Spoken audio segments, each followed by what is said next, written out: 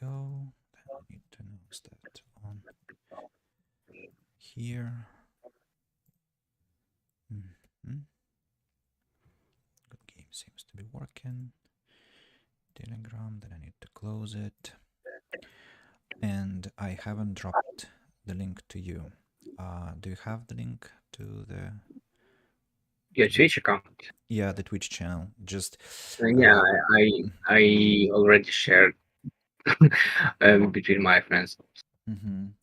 Could you kindly go there and listen to whether we are like properly heard, because Uh, I'll do that as well, but I just have lots of sources and it's better if you do that.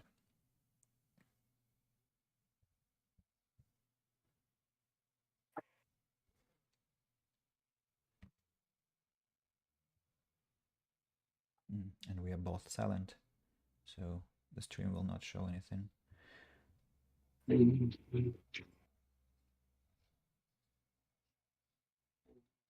No, I think we are audible. I just checked and everything seems to be fine. yeah. Oh, and And there is a delay, but it's working. I'm sorry. Yeah. A delay. Yeah, it's okay. There are like 15 seconds, maybe 10 seconds, 15 seconds before we say something and it appears. Also, I see that I messed up with the logo. It is a there is a black square which is visible, and I think I'm going to make it smaller and put it here, hoping that nobody will notice, especially after I said that. Uh, maybe I can move the picture a bit to the left, and then maybe it's gonna be better.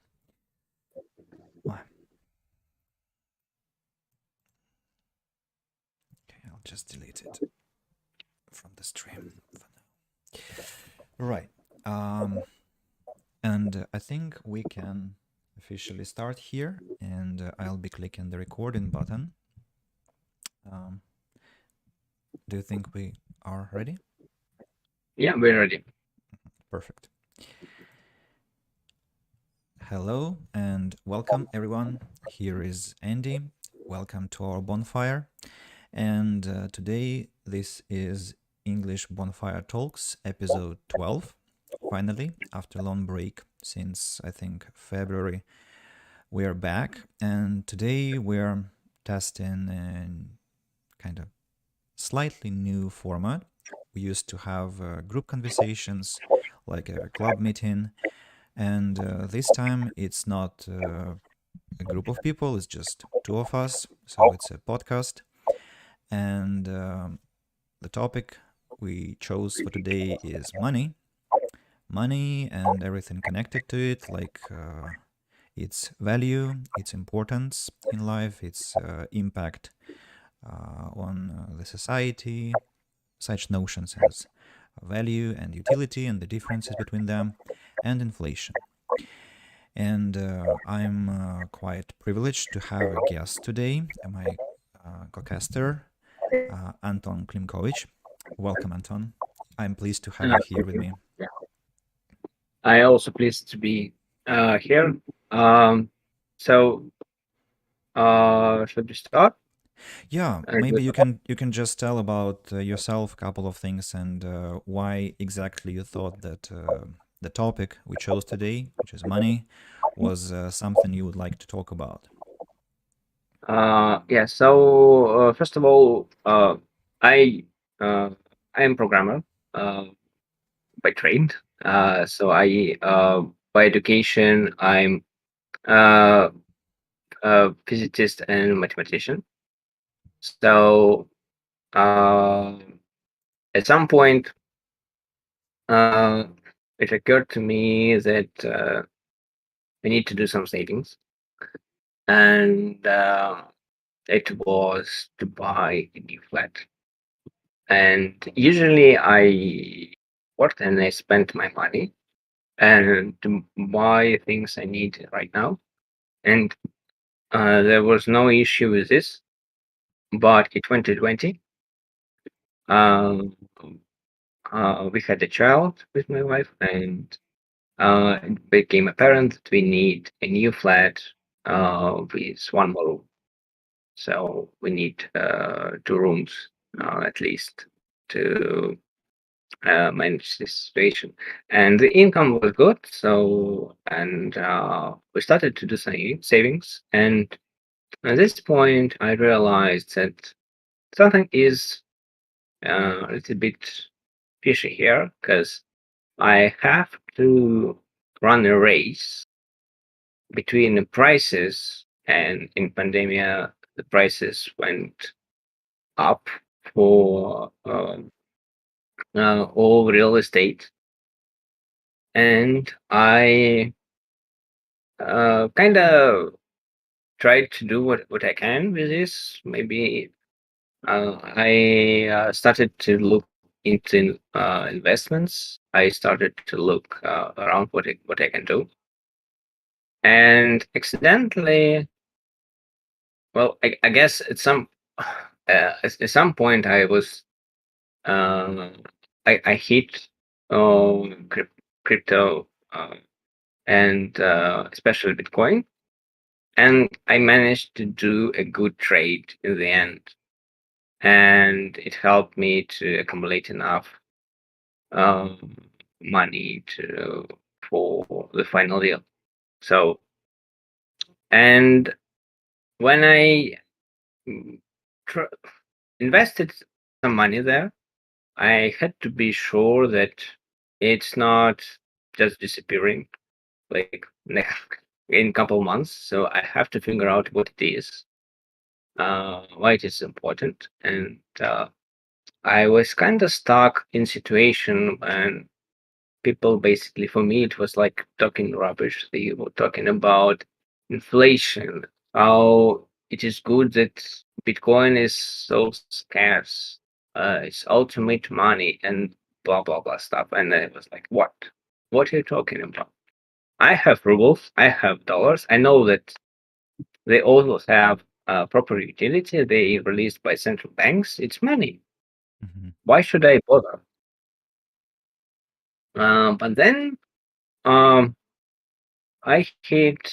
I was hit basically. Yeah, it was essentially like I was hit with this information, because I listened to the podcast of Anthony Pompliano with Robert Breedlove, and this podcast was about theory of money, and then it was like, uh, if you can imagine, like if I always knew what Earth is, and for me it was flat surface and solid sky uh, around us, so atmosphere will escape.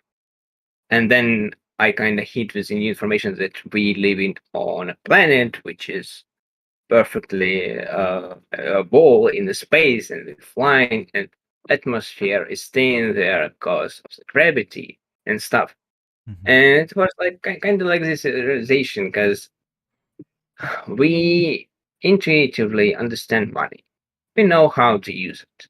We don't have any questions uh, how to save some money or how to buy anything.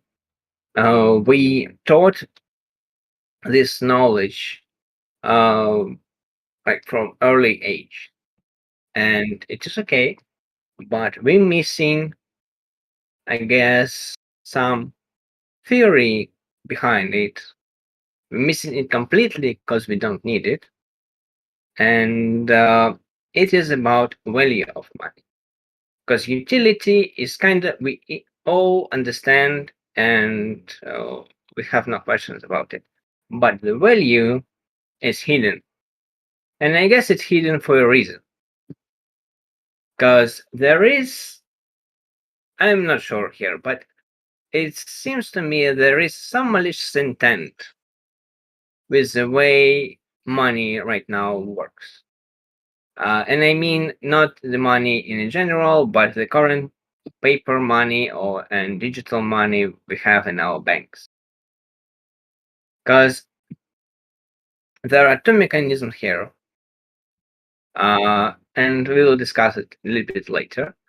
And they basically work together and allowed government to extract value from the society into their budget and to do its own projects. So we usually pay taxes, but we don't kind of catch on notion that we also pay taxes on our savings, and this tax goes to whatever entity creates this money system, and this includes our central bank in Russia, but it's they also have uh, dollar savings of their own, and they also covered by inflation. So these savings contribute to uh, American economy. And basically, the fact that dollar is reserve currency allows America to extract value from all the savings around the world. It's recently it became more percent, like 8% right now. But for years it was 2%. 2% year over year they extract value from its current their own currency because they print in more money, uh, essentially dollars, and they introduce it into the economy buying actual goods or services or whatever they need for their own projects. So, and essentially, everyone who has savings in dollars contributes to indirectly to the value of their projects, not yours, not mine. But if we have savings in dollars, we contribute to the US government. So, because they decide how to spend this money. So, and they're not sending them this to us. They just using it ourselves, like themselves. Sorry, and they essentially can do whatever they want with it. So it's essentially a tax mechanism to the whole economy where a dollar is a reserve. So I guess we have kind of touched what's uh, money essentially was before this system, and basically we'll hit gold. But if before that, we can hit like maybe salt or any other good which was recognized in value. Essentially, you can verify that it is what it is. For example, for salt, you can just taste it and understand it's okay, it's salt. It has to be scarce, so you don't need large amount um, to carry around to buy anything. And it has to be highly divisible, so you can spend just a portion of it to buy what you need. So, sorry. Okay. So basically, when we talk about this evolution of money, which is essentially a type of good which was recognized by everyone and was needed by everyone, and was used as medium of trade. So when we talk about salt, we can use it in kitchen, and this is basic utility of the salt. But if good added with utility of money, and we essentially know what money is, it's medium of exchange for other goods. You don't eat money, you don't, you just save it, for the moment you need to buy something else, and you receive it when you sell something. Maybe it is your you do something by your profession, or you trade some goods. You receive this medium of exchange, and you can exchange for everything within uh, society, which recognizes this as money, as a medium of exchange. So, and if we're talking about gold, it's rare earth element.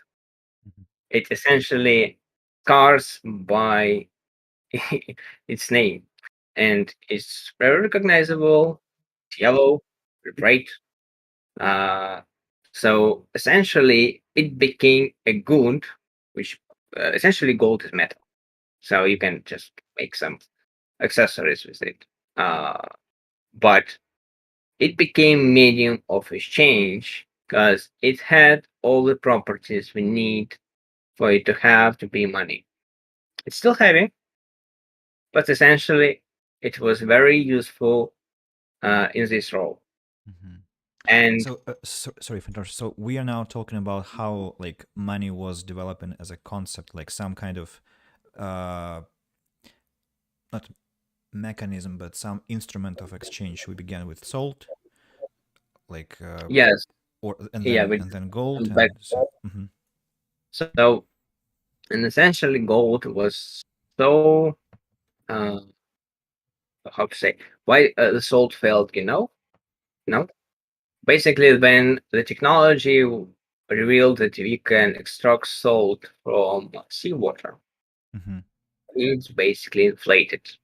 Mhm. So to introduce the same value, the value of one bag of salt basically dropped, and to transfer the same value, you had to like take a huge amount of salt this year, and basically it became inconvenient, and the whole system collapsed.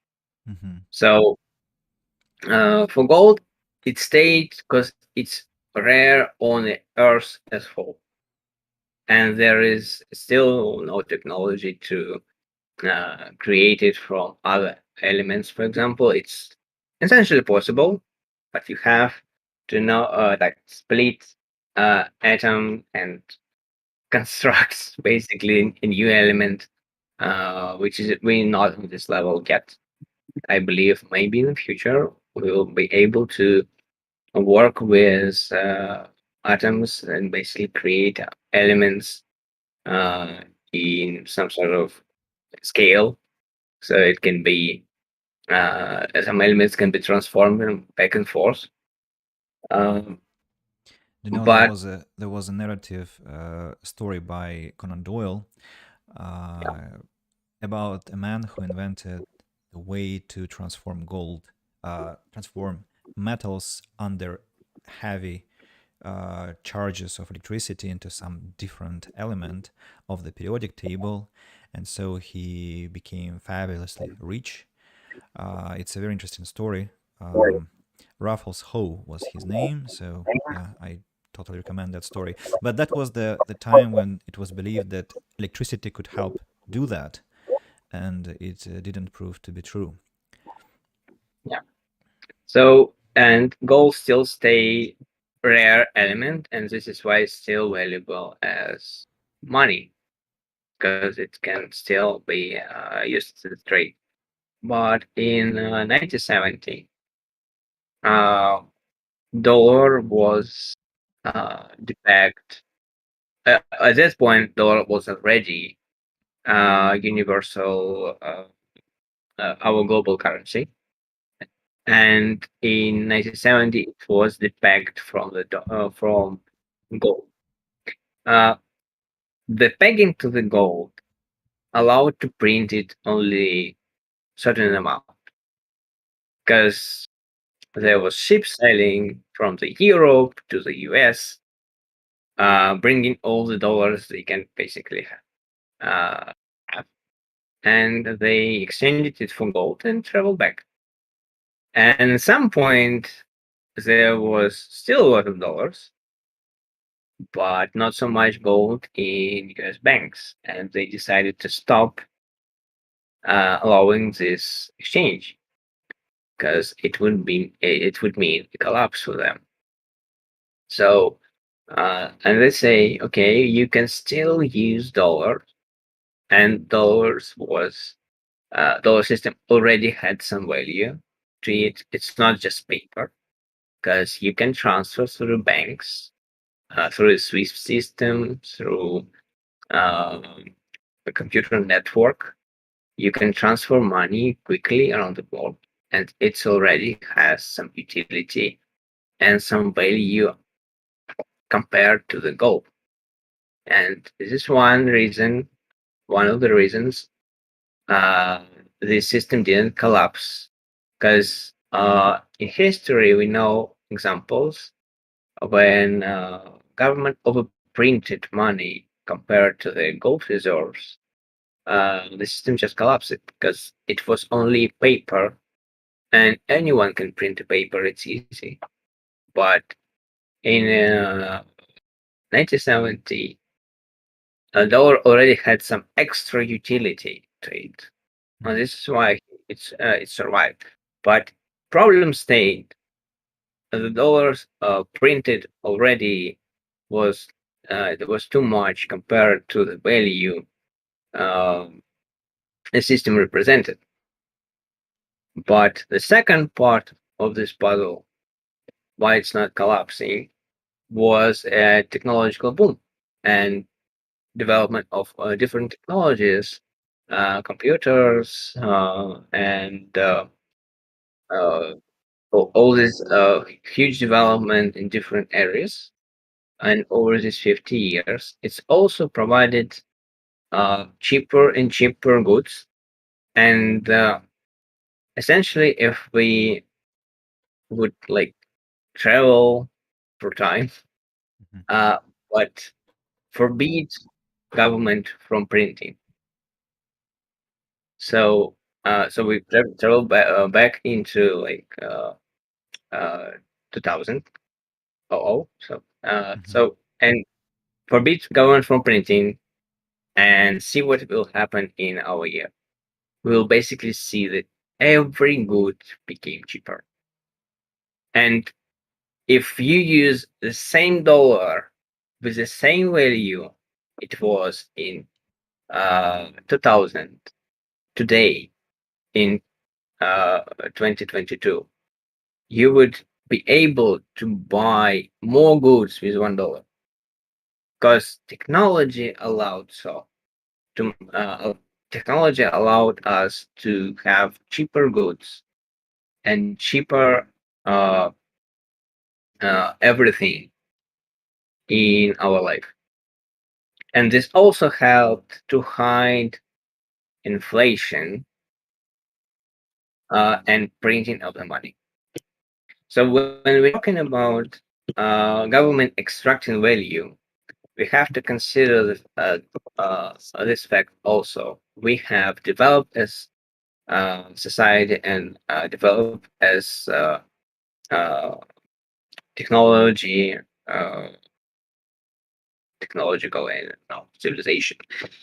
And we now manage to achieve more with less effort. And this basically oh, was the reason 2% was not too much. And it's basically allowed a price for most of the goods, which was under heavy development, to stay the same. Mm. So Could I you just ask to, because I'm not really proficient at economics, and so pardon my um, need for clarification. You said that if we went back to 2000 and prohibited the governments from printing money, yes, things would be cheaper at this in this current year. Uh, could you explain the correlation again, like why they are supposed to become cheaper? Maybe an example would help. Okay, so the best example is agriculture. And by the way, we Uh, talk about dollar exactly. Like if we stop printing dollars or money, yes, like any money at we, all. we can talk about rubles, for example. We can stop printing rubles, for example. All right. It's for thought experiment. It's just fine to do this. So essentially, technology developed and quality. Uh,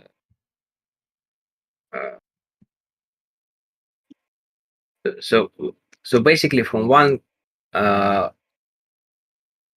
square kilometer of field, you yield more and more using every year. So it's gradually growing in efficiency, Mm-hmm. but to you know not need to spend too much of the money. It's just the fact of invention of approaches allows you to yield from the same resources more uh, uh, more food and basically this should impact uh, price of the wheat and it should gradually dropping down, not too fast, and it will be jumping from year over year because you have different weather conditions. But overall, the average slowly goes up, and you can uh, essentially look at uh, shopping.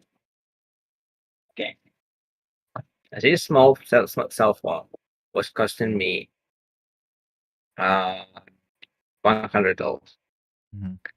and right now and it was in 2008. So right now with $100, I can buy a simple smartphone. Like with essentially, I can buy very compared to this one, I can buy very advanced one. And even with all the money printing we have in the technology sector, especially, we have very deflationary environment. We produce more and more and more efficient and more complex products from year over year. So on the same money, on the same number, I can buy better cell phone that is this one. And it's not true for all economy because we had the boom in cell phones, the boom in computers. It's not true for every branch, but this one was growing faster than everything. And essentially, you can see on this example that technology in its essential core, it's deflationary. It's slowly dropping prices for consumer on everything. So, uh, and this is why I'm telling that this is also was part of this system because they printed money, but with the same amount of dollars, you still could buy the same product. Mm. I have a question here, but first let me say hello to Hard Nancy, who has joined us, and probably some other people because I see there are numbers growing. And welcome one and all. We are talking about economics, specifically about money, its history, and its value, with Anton, my today's companion. And there was some sound issue. I see that I'm too low in comparison to Anton, so I added 20% to my output. Please tell me if that was enough or if that was not. And speaking about what you said, I just wanted to ask, so we stop money printing and the number of goods in the world is increasing for 22 years. Doesn't a ruble or a dollar become more expensive because like its amount is not changing, and so I think the price should actually increase, and that means that um, like each currency becomes more valuable, and because of that, prices should grow. Or Go down because you basically uh you comparing the like imagine you have a scale when mhm, you want and when you make a trade you want to equalize both sides. And if weight is a value, when you put something of it, like product, it has its weight. Its weight is technological product value will decrease with the time. Its weight will decrease with the time. So if we put money there, it will it still basically stay the same. In assumption that our society is not growing too much, just technology, just like this thought experiment. So money will stay the same in value, and your scale will slowly tilt, and you need less and less money to buy it. And also, you have more people, and so more consumers. More people need money, and for money, we also have this supply and demand. If supply is fixed, demand will increase with the growing society, with uh, growing amount of people involved in this trade. Weight of the money, value of the money will also slowly increase with this growth. If you're mhm, not printing, but if you're printing, you kind of combat this increase. You say, okay, I want my value to be right there, and I will print a little bit more. Okay, I still have prices dropping. I don't want them to drop. I want them to be the same. Let me print a little bit more. So the goal of 2%, and for it was like 4%, like she jumped around. Still, they aimed the policy of the Federal Reserve was we want the value of dollar be the same, and maybe not this dollar, but the price on the good to be the same because it's convenient. But it's a little bit fishy here mhm. because when you're printing, we all know that inflation basically is when you have some amount of money, government prints, and so you have less. It's essentially down to this.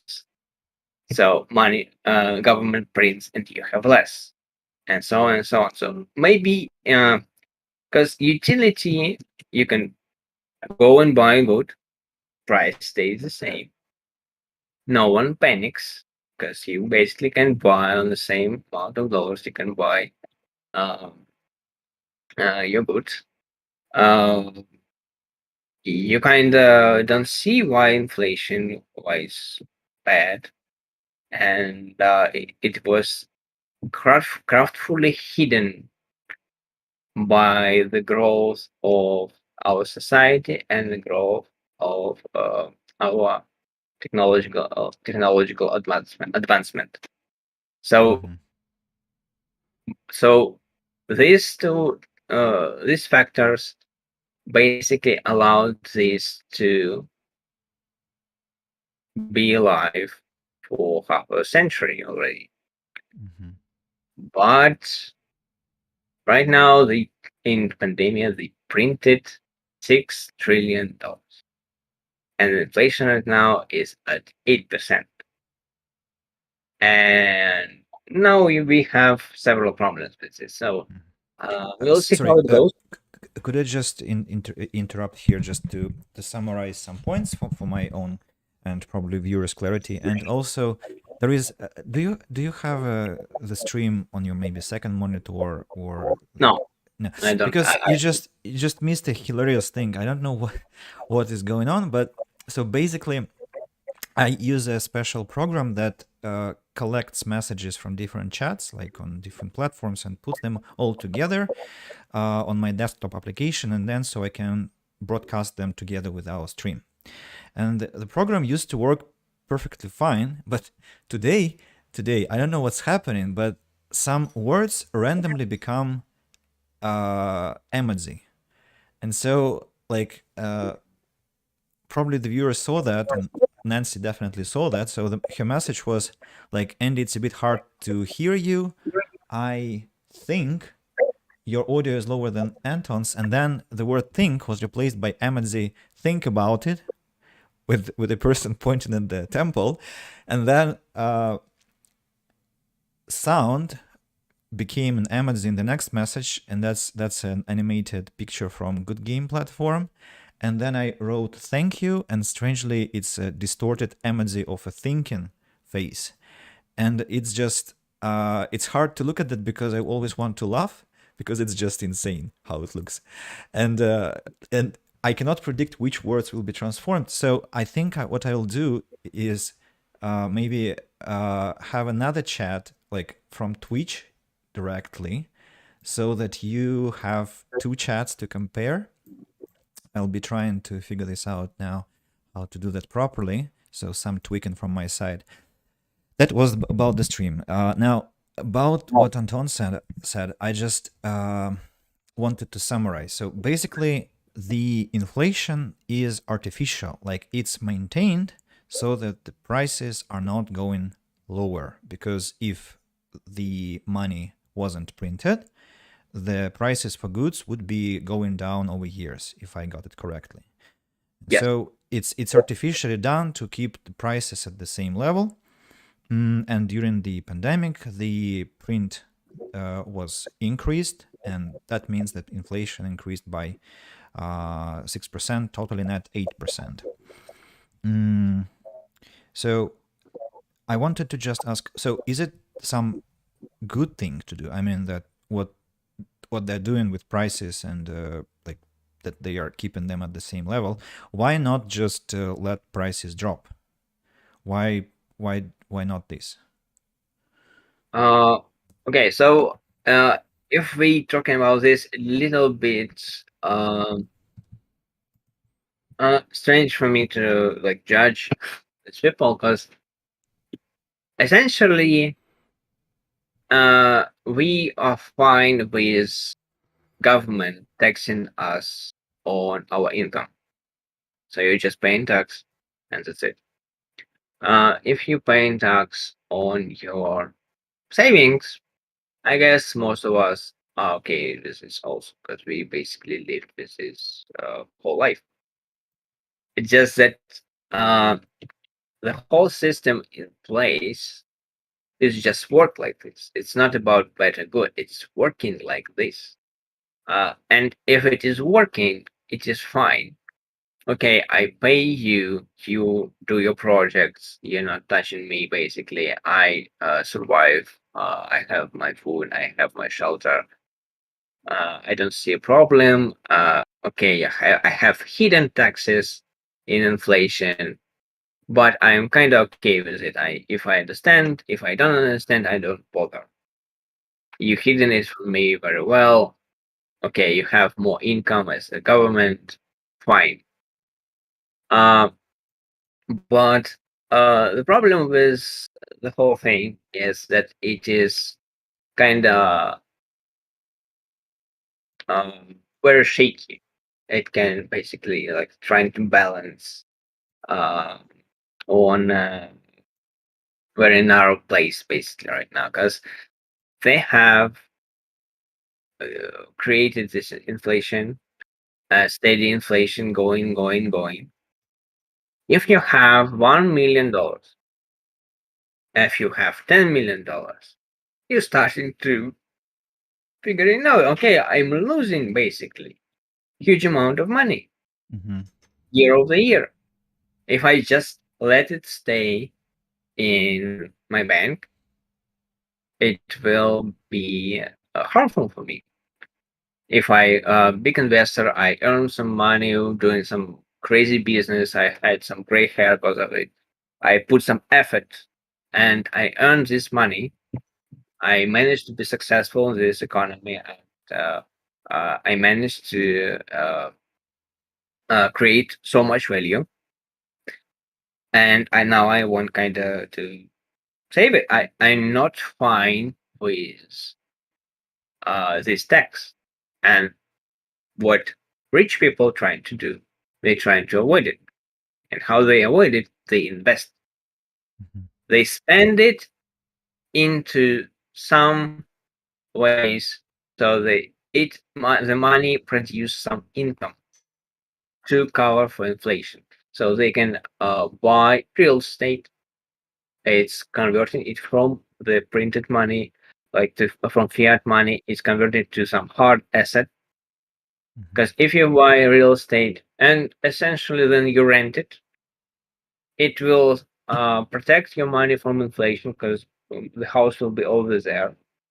You will earn with the rent for renovation of this house, Mhm.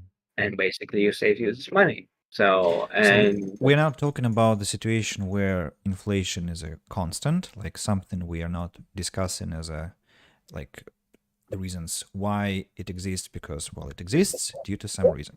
Now we are talking about what people do to shield themselves against this inevitable loss of money value, if I get you correctly. yes, yes. Hmm.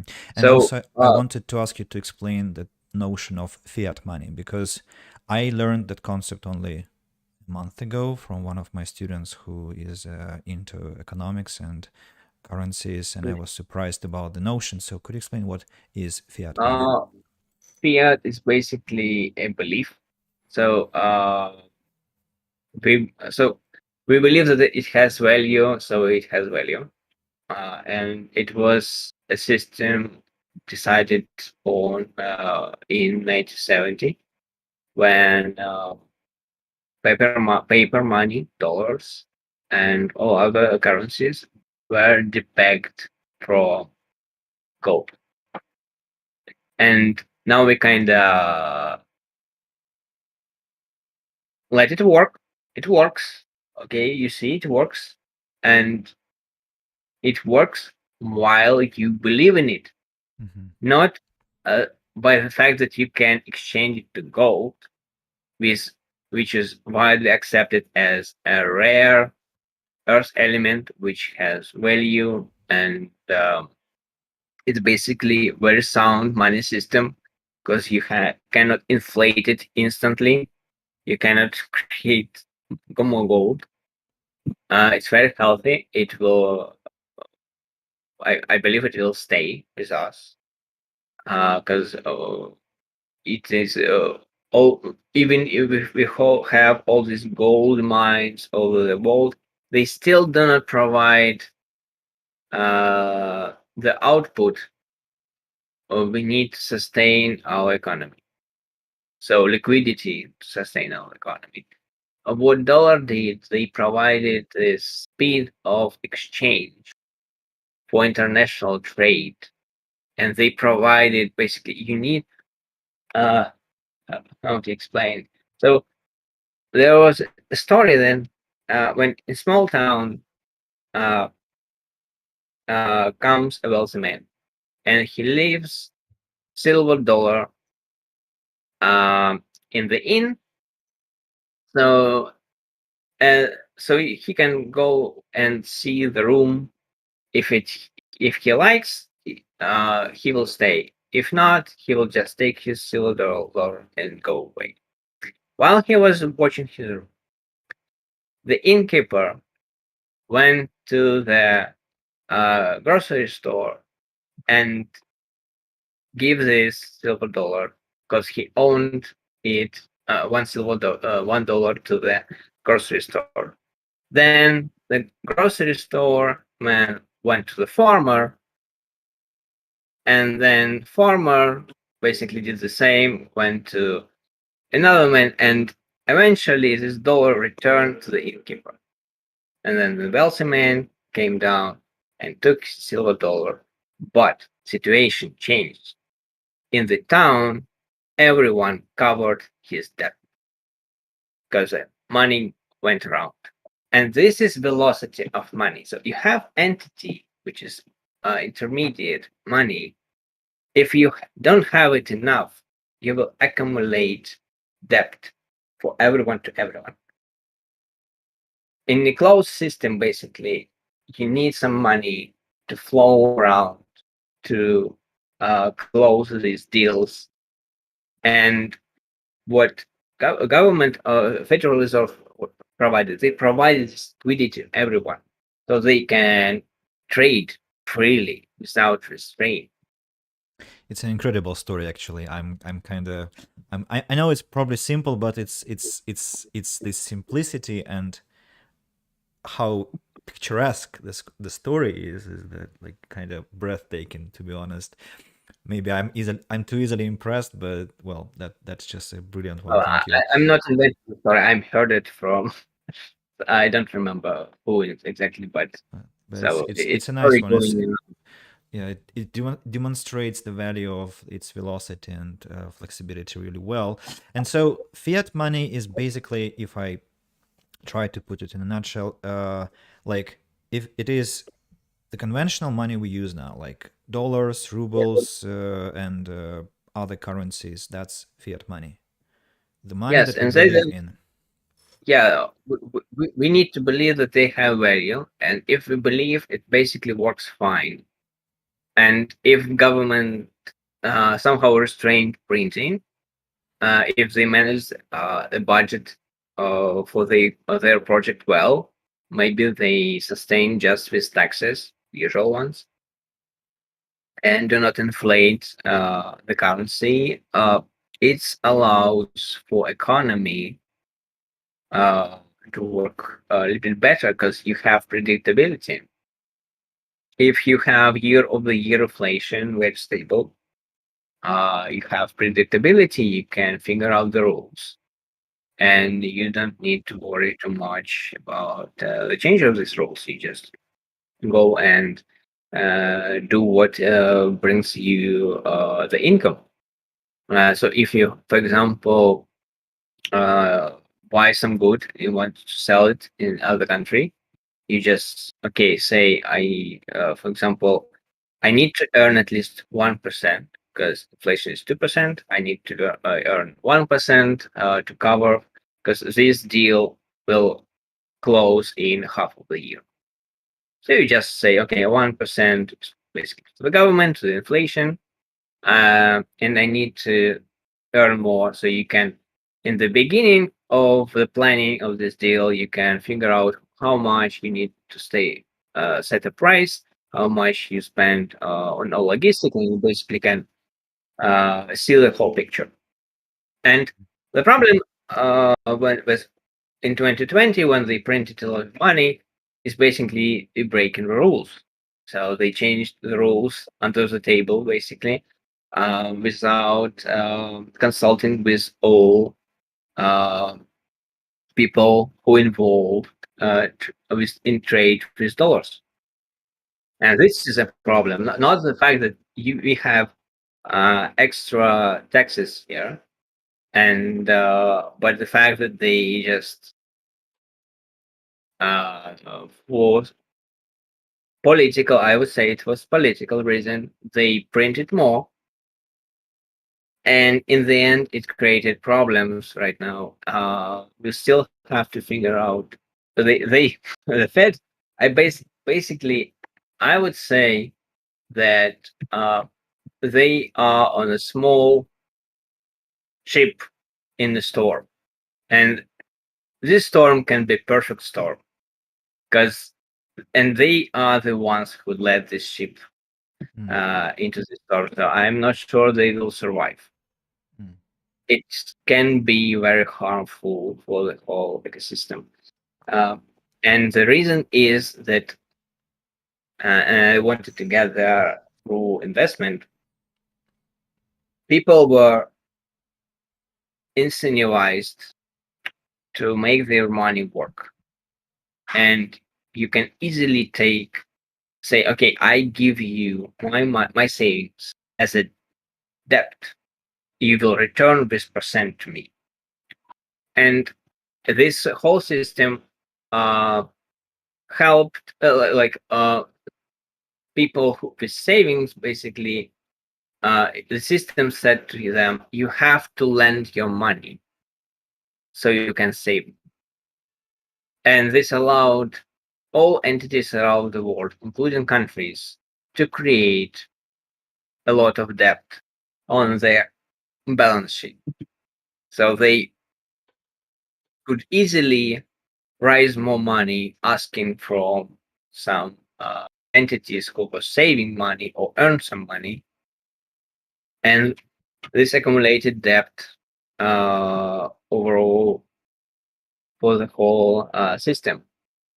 And now there is another concept in this economy. It is a price of money. And this is kind of tricky because money is already money. What is it? What the hell? What's the price?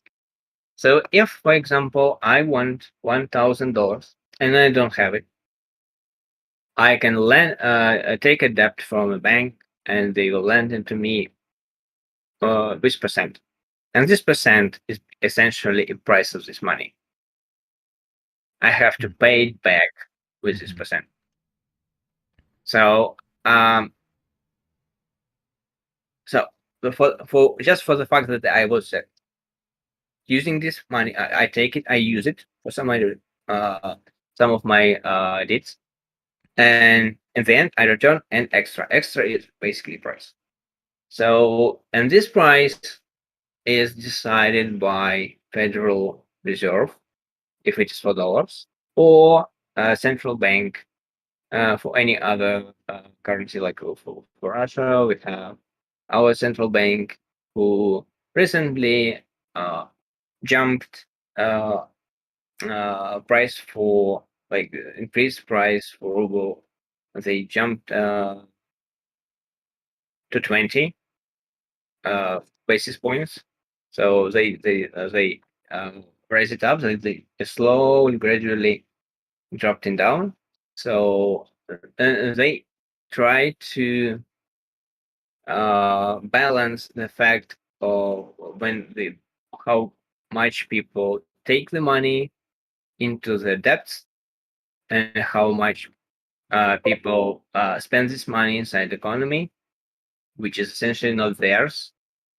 And they when they you rise the price up, it is harder for any entity economic in a case it's economic to take a debt, because you need to sustain it. You need this, and eventually you need to pay the price of money.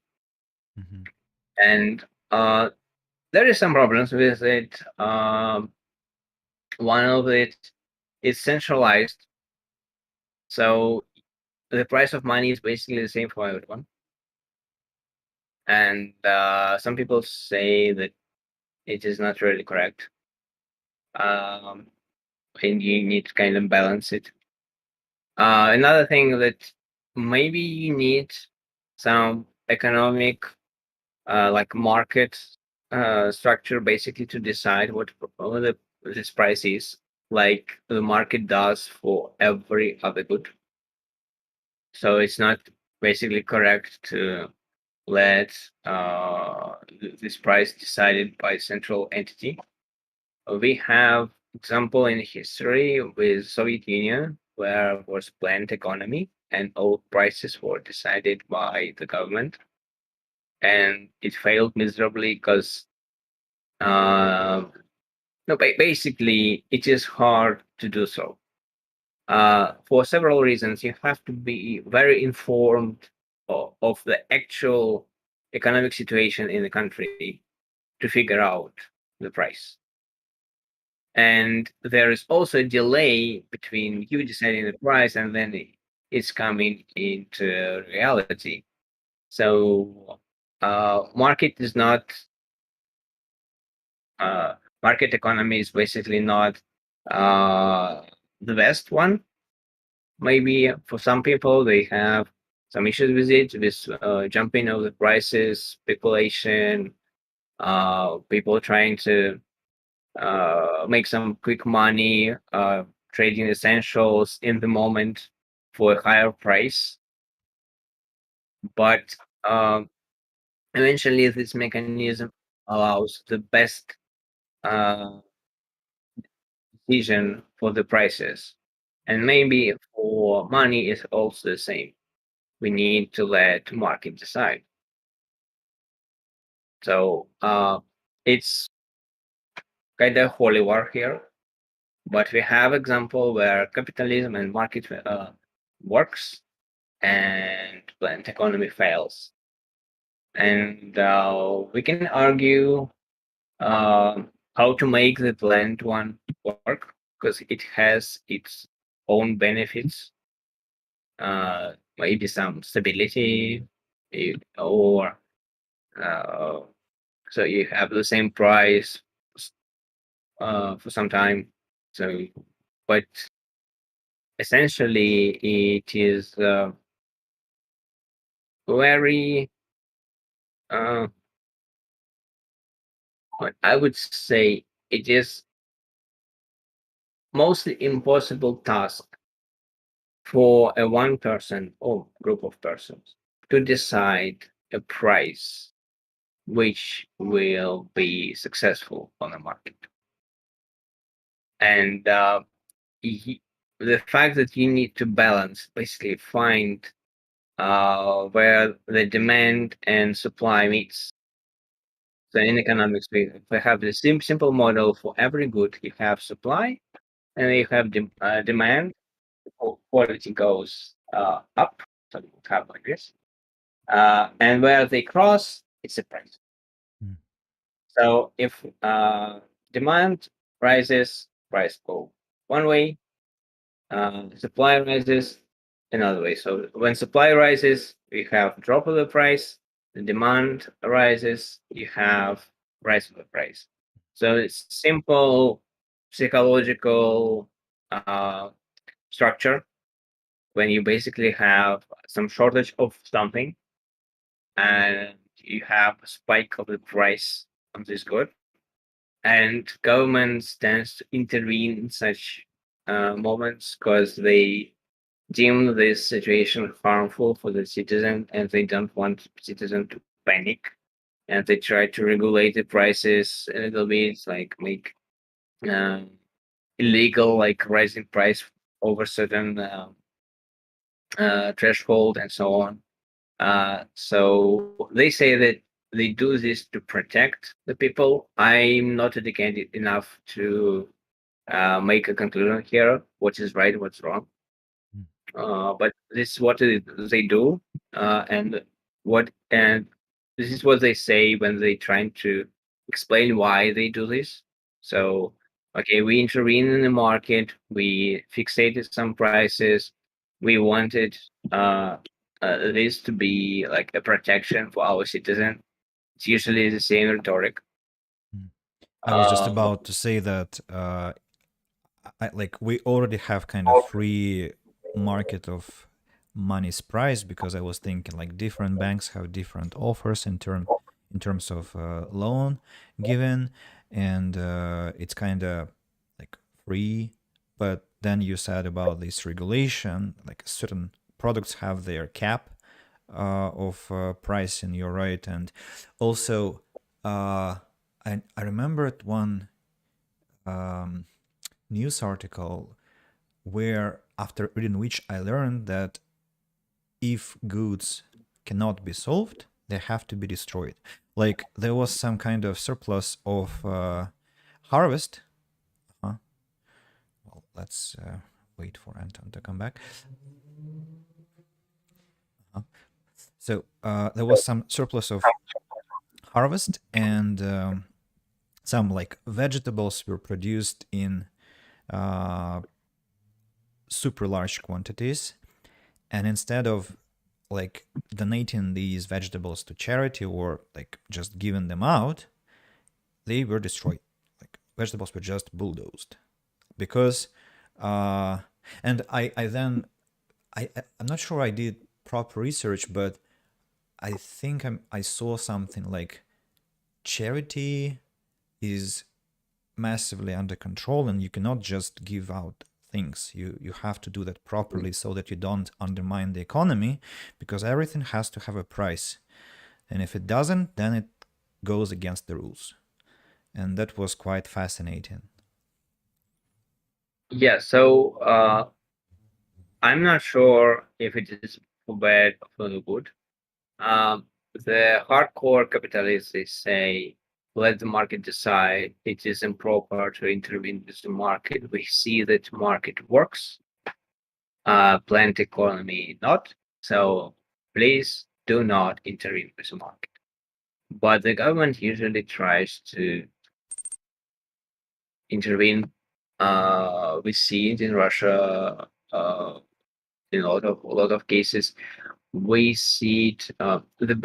You're also partially correct with the price of money, with different banks providing different offers.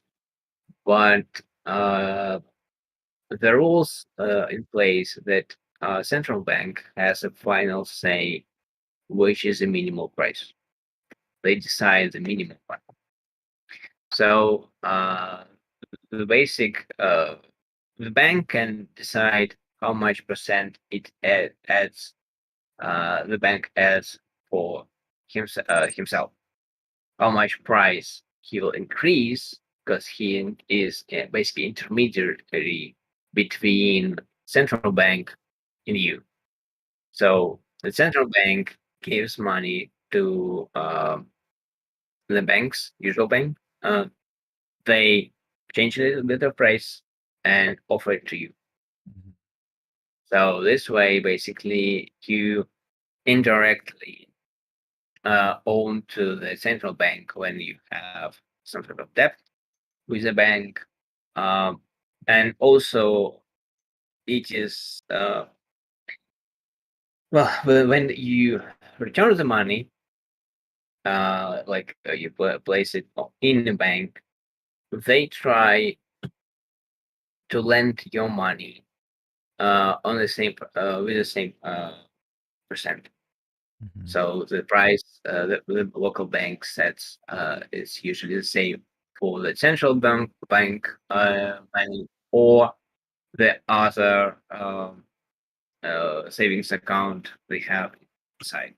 And they do this so they basically can provide the income on uh, this money.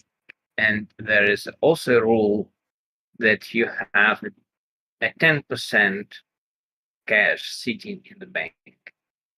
So if 11% of customers come in the bank and decide to take their money, the bank will bust. The, So the bank, because sorry, will. essentially they will become bankrupt because Ah, I see. they If will if ten no money. percent of people, 11. They 11%. have 10%. Mm-hmm. They have 10% by the rules, Mm-hmm. and usually you just a little bit exceed it, uh, they will be bankrupt. Mm-hmm. So as basically your money is not there already, they just paper and Mm-hmm. they lend it to themselves. That's And actually something that was an amazing realization to me at some point in the past, like to understand that all this money that we have on our accounts and everything, they just don't. It just doesn't exist, and it's all in our imagination. It's a social pact, and it only lies on this pillar of the, like this trust is the pillar of this kind of construction, and it's just absolutely jaw-dropping if you realize that at some point, like wow, what an incredible idea.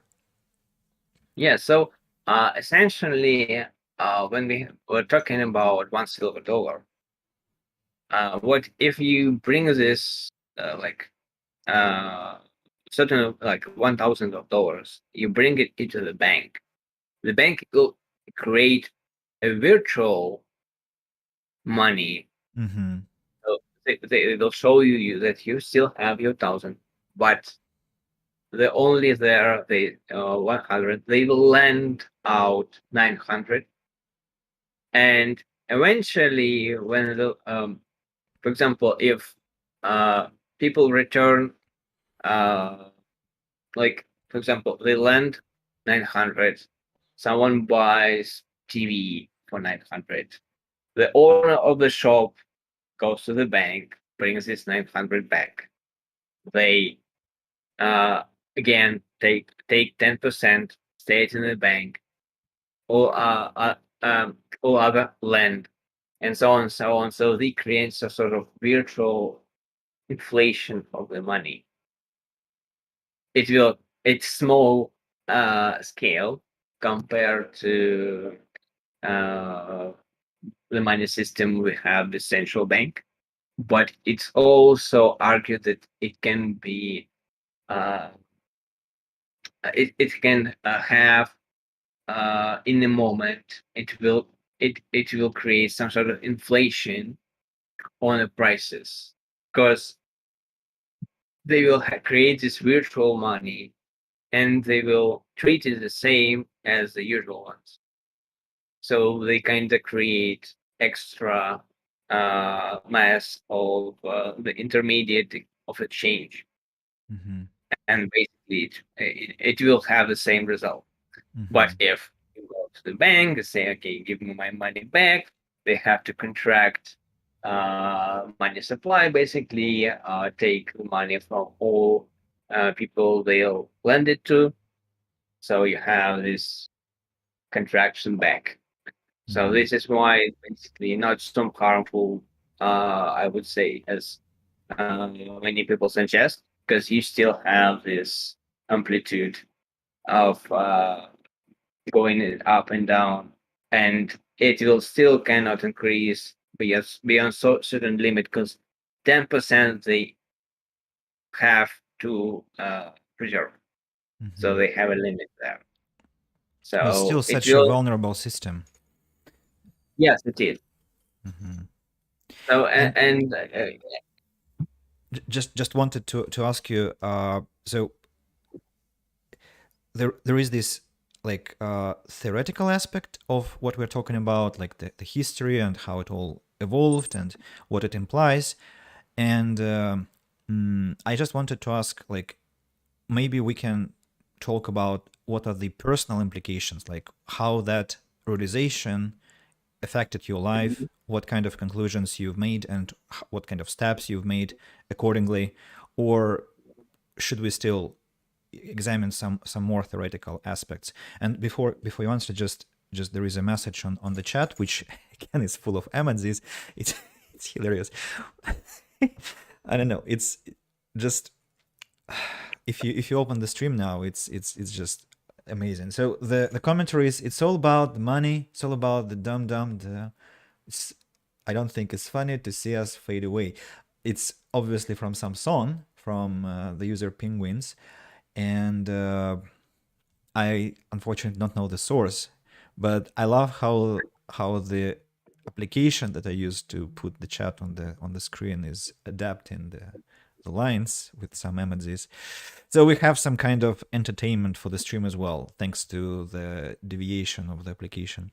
Now back to the question. So should we take more like micro level aspect or keep on talking about some theoretical uh, stuff? let's go down to the personal implication. So um, I'm personally trying right now. I'm trying to invest my spare money because and I guess my flat was a huge investment. I'm very proud of it. It's already up in value, so it's very sound approach when you buy things. Uh, and I guess in the current system, we are not the vessels of the change. So Mm-hmm. we will not change the system in the way it works. it's applied to us to the top, but on a free market, at least you can decide what you use. So if you do not stay in the money, so your savings, your value is transferred to somewhere else, you essentially influence indirectly the demand curve of the money supply. So of the money, so supply and demand equation for the money. So basically, you can say, okay, I spend my money. I will spend it in something maybe it's not so liquid, but maybe uh, but basically you have to try to invest it somewhere. Maybe not so liquid as money, because money you can go and buy food in the moment of notice. So you have to adopt uh, the same strategy rich people do. Uh, so they buy assets, they buy different. So in pure cash, in pure money, if we talk about, for example, Elon Musk, the richest man on earth, at least on paper, because most of his wealth is a share of the Tesla and SpaceX companies. Mm-hmm. So they converted to dollars, and this is how they estimate his wealth. But he cannot command such value because the moment he tries to sell his share, the price will drop. Mm-hmm. So it is kind of so the Or place you. then he could tweet something like my shares are overrated and they go down 20% because of the tweet. Yeah, yeah, yeah. It's also like this. So it's very, it's on paper, Mm-hmm. but he owns a value, which is his company. And this is essentially what will preserve his effort. He also works for the company, so his effort and his previous effort for the future. He will slowly develop the company, and it is fun to see how much of your value rising if you calculate it back to the dollar on the current market price.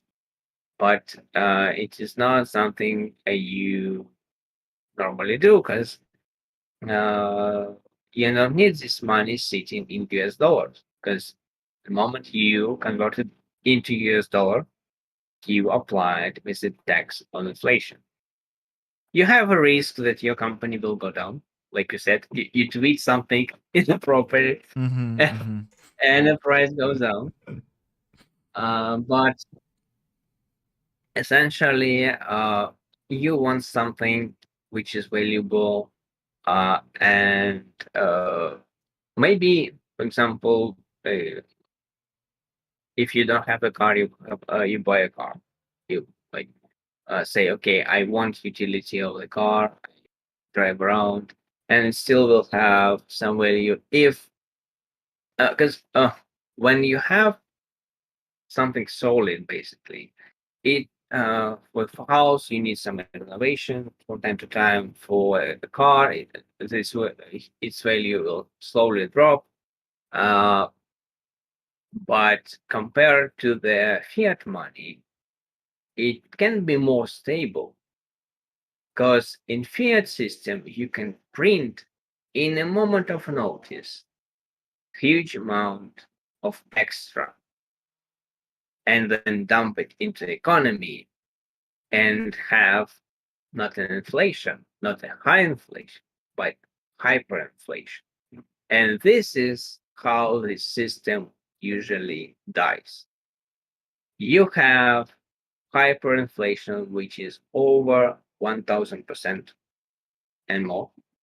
And basically, where you just disappears from this paper, from this, and what on your money account you have is still the same number, but They have no value there.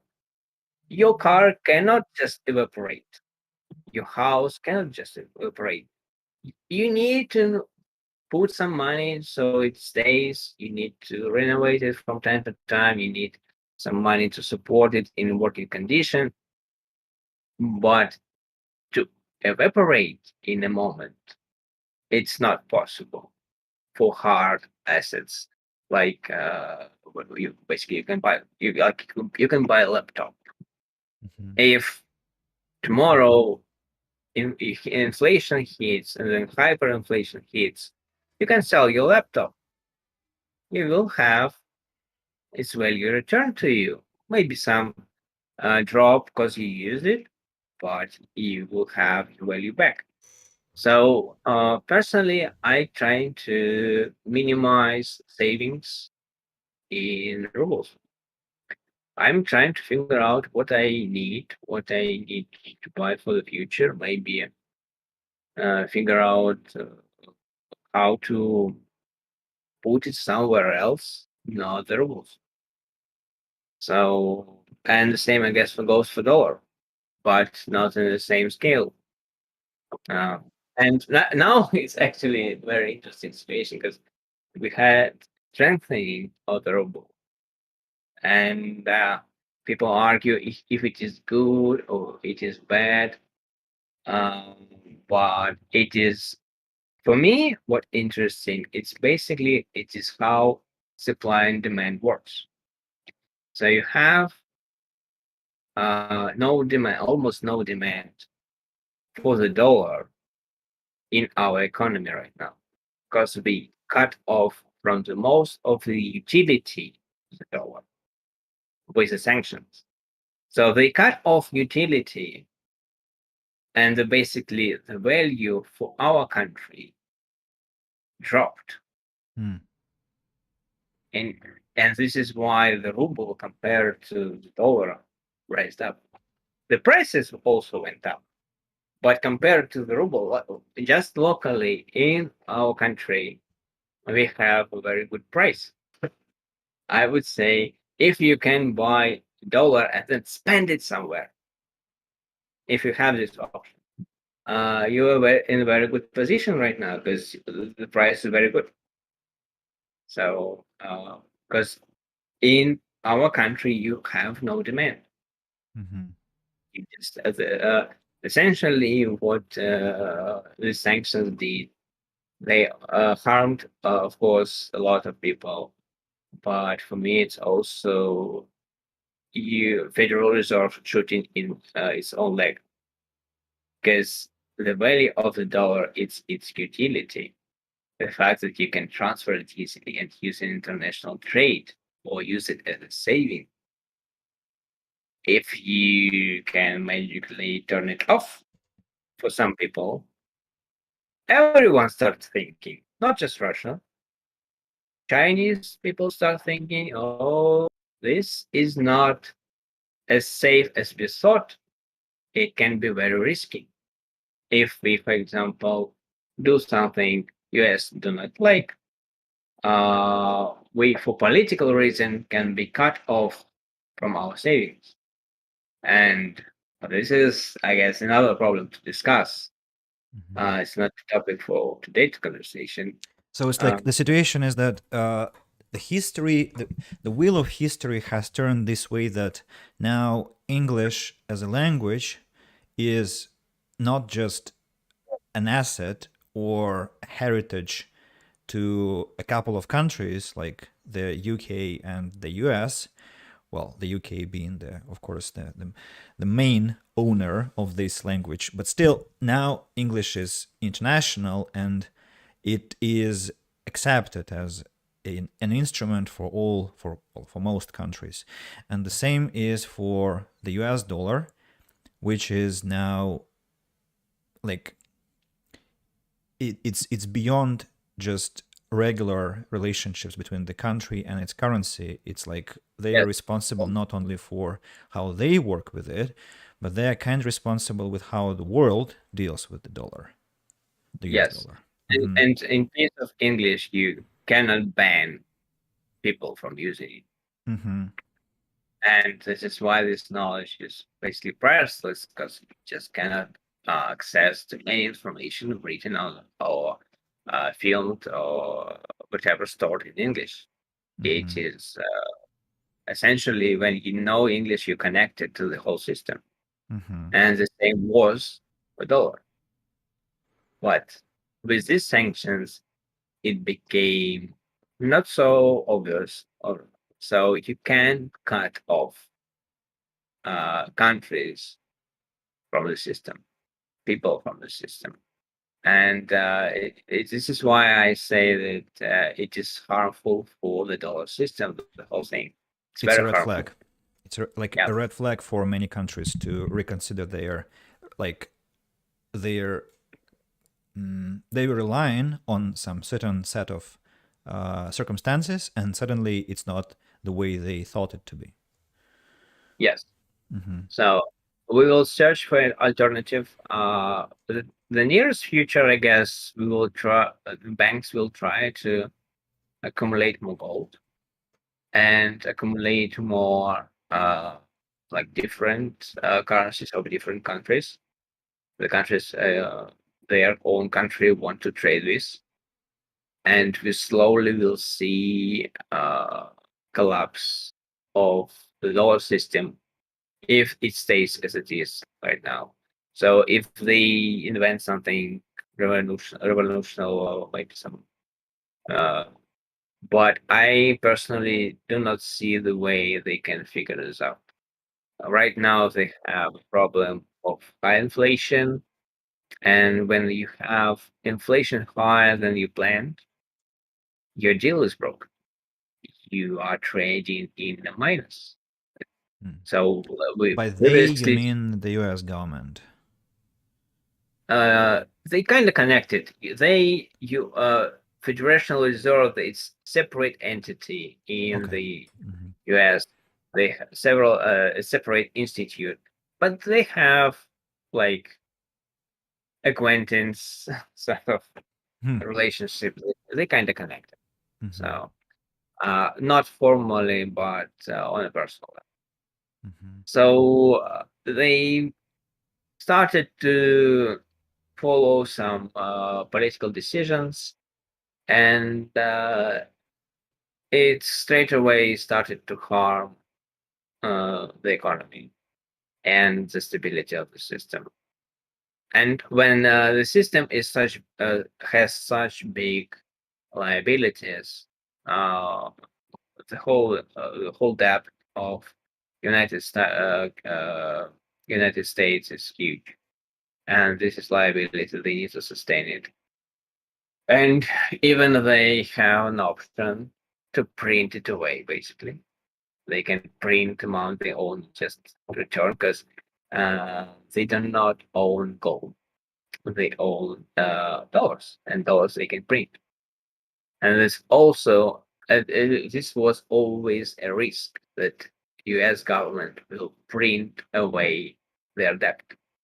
And they delayed it, and still managed somehow to sustain the system.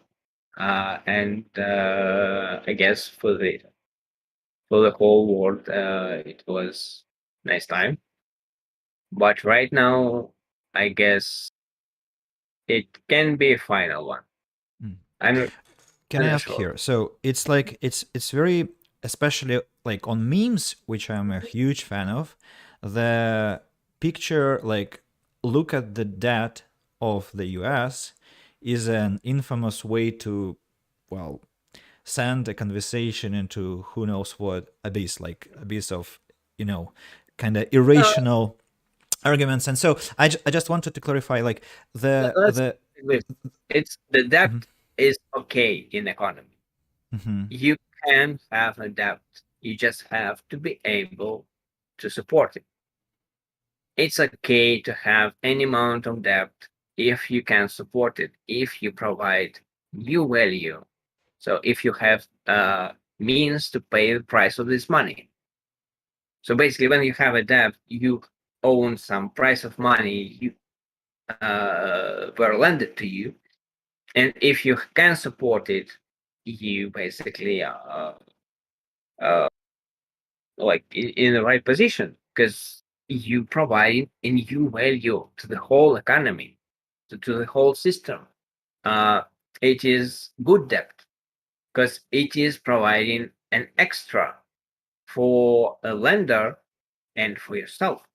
You are in the plus basically after you rotated the money in your business, for example, and you earned for the debt and you earned for yourself. It is very good debt because you basically created something new, created something innovative, maybe. Uh, so while we talking about depth of the country, we talking about the moment they cannot sustain it. It is fine while they can sustain it, and it is fine when they do not print it away. If they uh, continue to sustain it, the system will not collapse Mhm. because they kind of when you have a debt, you say, I need to return this value to you and the price. And before you and if they print it away, the value will diminish. The value of the money they own will diminish. And they Mhm. just say, okay, you can have it. But it is not the value where lended to them. Mhm. If you still honor this agreement, it is fine. Even if it is all these numbers, all these inflation numbers attached, and so on and so on, ups and downs may be in a value, but the basic is still there. It is still working fine. Mm. It is what I believe. Mm. But the moment you break an agreement and say you're bankrupt and you cannot sustain your debt, now there are problems because it is actually destroying this huge amount of value. Mm. You And nullify actually, your debt. I just wanted to ask here a question that has puzzled me for a long time, and it's a horribly incompetent question. I should have googled a long time ago. But so, what is this debt anyway? Like we all talk, like the U.S. has this debt. Yeah. Where did they get it from? I mean, how do we come by such a debt? Okay, so it's like this. So they want some import, and they say, okay, we will ask you to buy our treasuries, which is basically a paper, which says like, for example, $1,000, and we will and it has like in 5 years we will return it to you, $1,000. We will return it to you with an extra. Mm-hmm. So the US Federal Reserve they released a debt in dollars. So for other people, like any other country who has dollars and sustain loss on these dollars with inflation, they have an option. They can buy treasury, which is the same in value. So they return dollars to the US, take this treasury, but this treasury having a yield to it. So it has some extra uh, value attached, which is connected to the price of money uh, Federal Reserve sets. I'm not Mm-hmm. sure of the whole mechanism, what is the detail there, but essentially it's like this. So they ask countries around them to lend them back their dollars. So they are the country who printed these dollars, but they asking to lend it back so they can spend it again. So initially, these dollars went to the another country because the country was importing something into the US. It was initial stage, but right now, when the US dollar is global currency, everyone trading in US dollars. So maybe it's not such clear picture Mm-hmm. anymore. Um, but essentially, if you have uh, some of the cash, basically the money, initial ones, and you want actually this money to buy goods for the country, for the US country. Mm-hmm. And they say, okay, we don't want to print more. Please lend us back our money because you are using them. They're just sitting in like maybe sitting in your banks or central bank. Please lend us back this money so we can use it.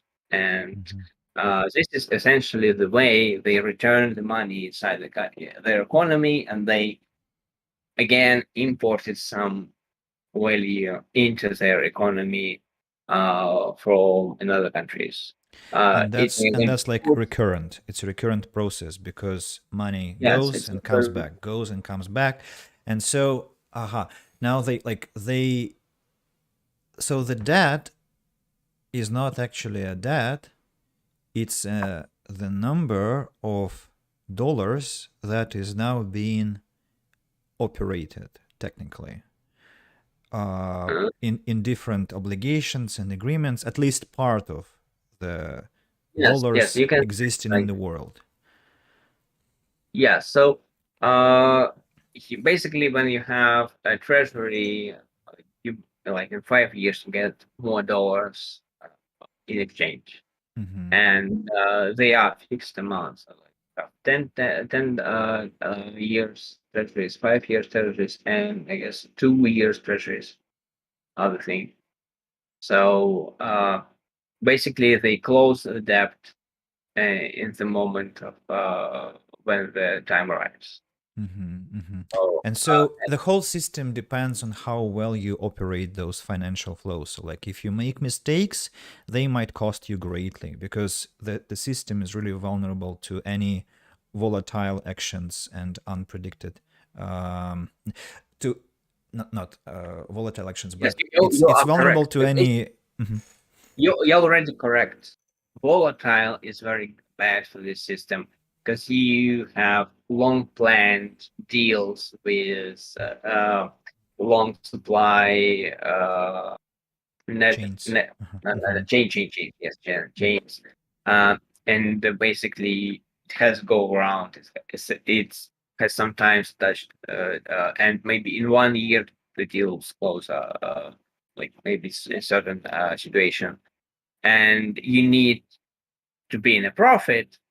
And if you do it in dollars, you have an inflation attached to the whole system. And if inflation for some reason is up compared to what you expected, and now you have some problems with your chain. You basically lose some value in the whole deal, but Mm-hmm. you wanted to add some value to the deal. And if your income on this deal is not covering the inflation, you are in a loss. Maybe the whole operation ceases, and you cannot repeat this again. It breaks. You need to like say, okay, I'm not doing this anymore, or I'm doing this in smaller scale because I don't have my starting value for the deal. I don't have it anymore because I lost it.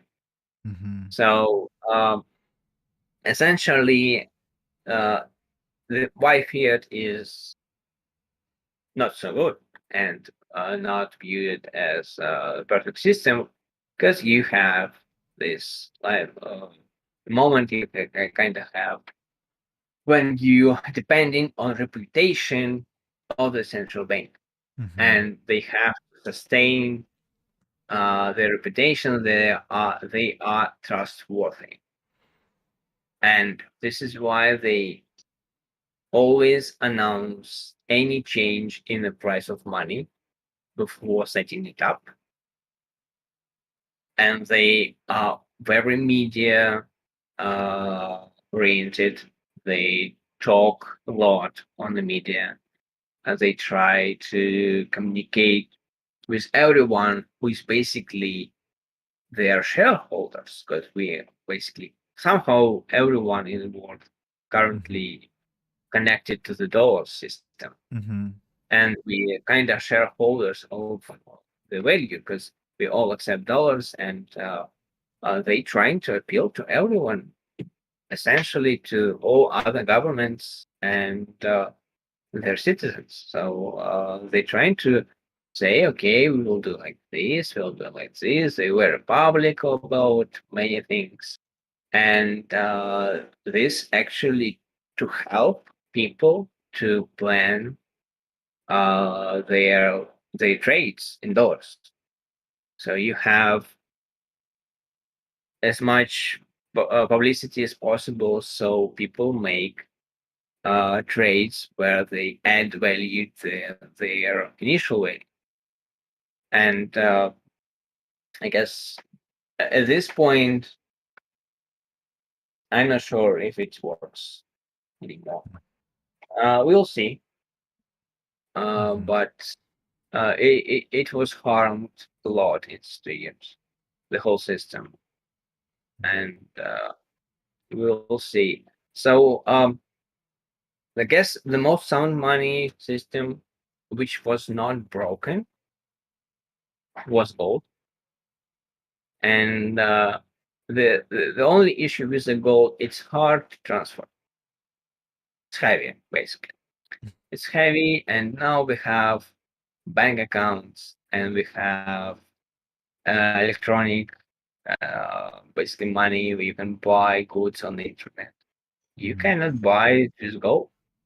It's mostly impossible. You need this bank account. Maybe it's connected to the gold, and they like maybe we will go to the system when you have bank account and it says so much on gold. Mm-hmm. Just say that, and you can basically transfer the ownership. The gold sits in the bank, and basically different people own the portion of it, and you can transfer the ownership, which from using your bank account. And here So we come to the concept of some electronic value, which is based on some tangible value. And I think there is some kind of breach towards cryptocurrency as a topic. yeah, But before that, just I wanted to encourage the chat to ask questions if you have any, because mostly I've been asking questions, and if you want something to be clarified or maybe some intriguing question that you have, please do drop it now or later, but better now so that we have it in our like framework, our planning. And so, Anton, where do we now go? To crypto or to some other unfinished branches of our conversation? well, I would prefer maybe some questions, because I think it's very important to understand what money actually is, and maybe we'll can touch the dream of moneyless economy, Mm-hmm. uh, if it's possible. So how it's actually can work? Can we work without money? So why Mm-hmm. we invented this in first place? So uh, my point is, it is intermediate for the trade, and in a deal of the trade, both sides come with increased value. For example, if I want a car, I sell like buy it for the price, but car dealer wants money. The value is kind of personalized perspective in a deal. We talked a lot about value, but it is kind of different for everyone. So everyone differently values different things. And in economy, it kind of works this way. When you trade, you trade something less valuable for you for more valuable for you. And it has to be both ways. So uh, the one who's selling a good wants money. Me who has money, I want the good. And if these exchanges continue, we'll see basically increase of uh, if we do a social research and ask how much value people have, and maybe they have some sort of internal conversion to the number. Mm-hmm. It's kind of hard concept to grasp, I guess, for everyone. But if you have like a button you can press on yourself and see a number, how much will you have? We will see that in healthy economy and healthy trades, we will see slowly rising average.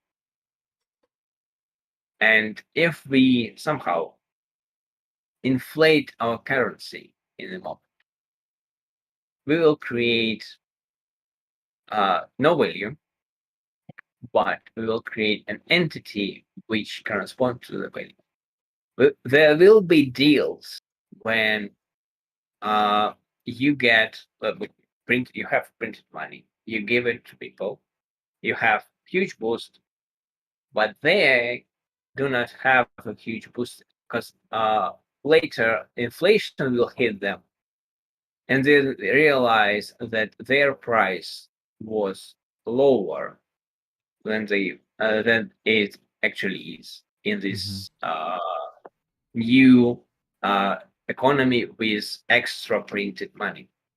So this is why it is harmful for the economy to print huge amounts, Mm-hmm. and this is why it can be breaking because it is all on a person perspective, and we as society on individual and like society levels, we kind of see money if they are trustworthy or not. So the gold proved itself trustworthy because you cannot hugely inflate its amount. There was one point of history when America was open, basically. They imported all the gold they found into Europe, created more currencies, and they saw inflation there. The prices went up dramatically in Wait a gold. second. So, could you repeat that story? Yeah, so in when Columbus opened America, basically everyone in Europe was searching for gold in other countries, in other Mm-hmm. lands. And they when they opened America and the golden uh, so The golden rush. they started to mine a lot of gold in Mm-hmm. gold rush, yes. Um, Mm-hmm. the gold rush hit. There was quite an inflation um, in European economy. The prices went up because there was more supply of gold. But it is rare earth metal. Mm-hmm. Eventually, the whole income was stopped and the economy stabilized itself Mm-hmm. because it is, yeah, so they had incentive to continue. They tried to find more. Mm-hmm. People always try to find more free money. Um, it's kind of, I guess, it's part of our psychology, and this is why fiat money so unhealthy because you can actually just press a button and boom, you have more money. It is very, I would say, for a human mind, it is easy to find an excuse why you need to do that.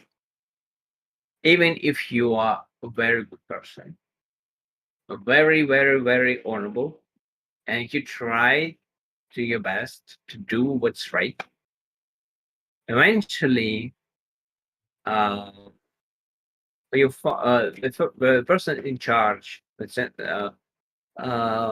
will find a reason to print more. Hmm. It's. So Hmm.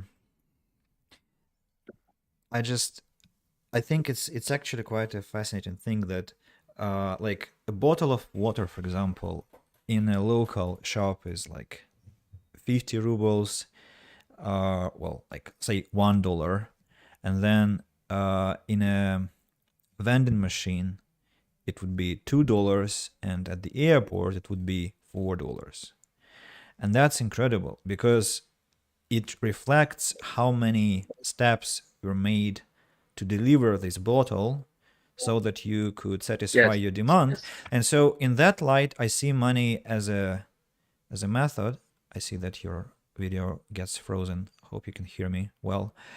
So I see that money is actually an attempt of the civilization, idealistically speaking, to measure everything we do with some, well, just to measure everything we do and give it a proper price because it's not intuitively understandable. It's like, well, I'm an English teacher, so how do I understand how much my lesson costs?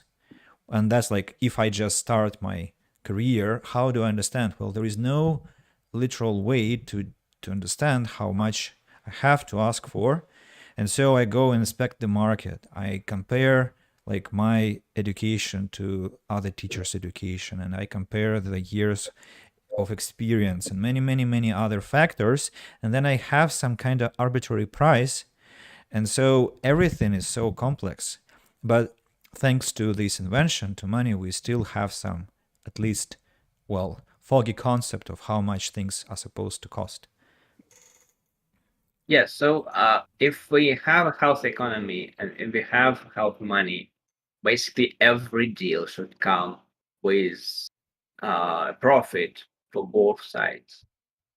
And essentially, what uh, why fiat is not working is essentially that sometimes, because of inflation, you lose some deals, and it is bad. It's setting you back in your position for in economy system and so on.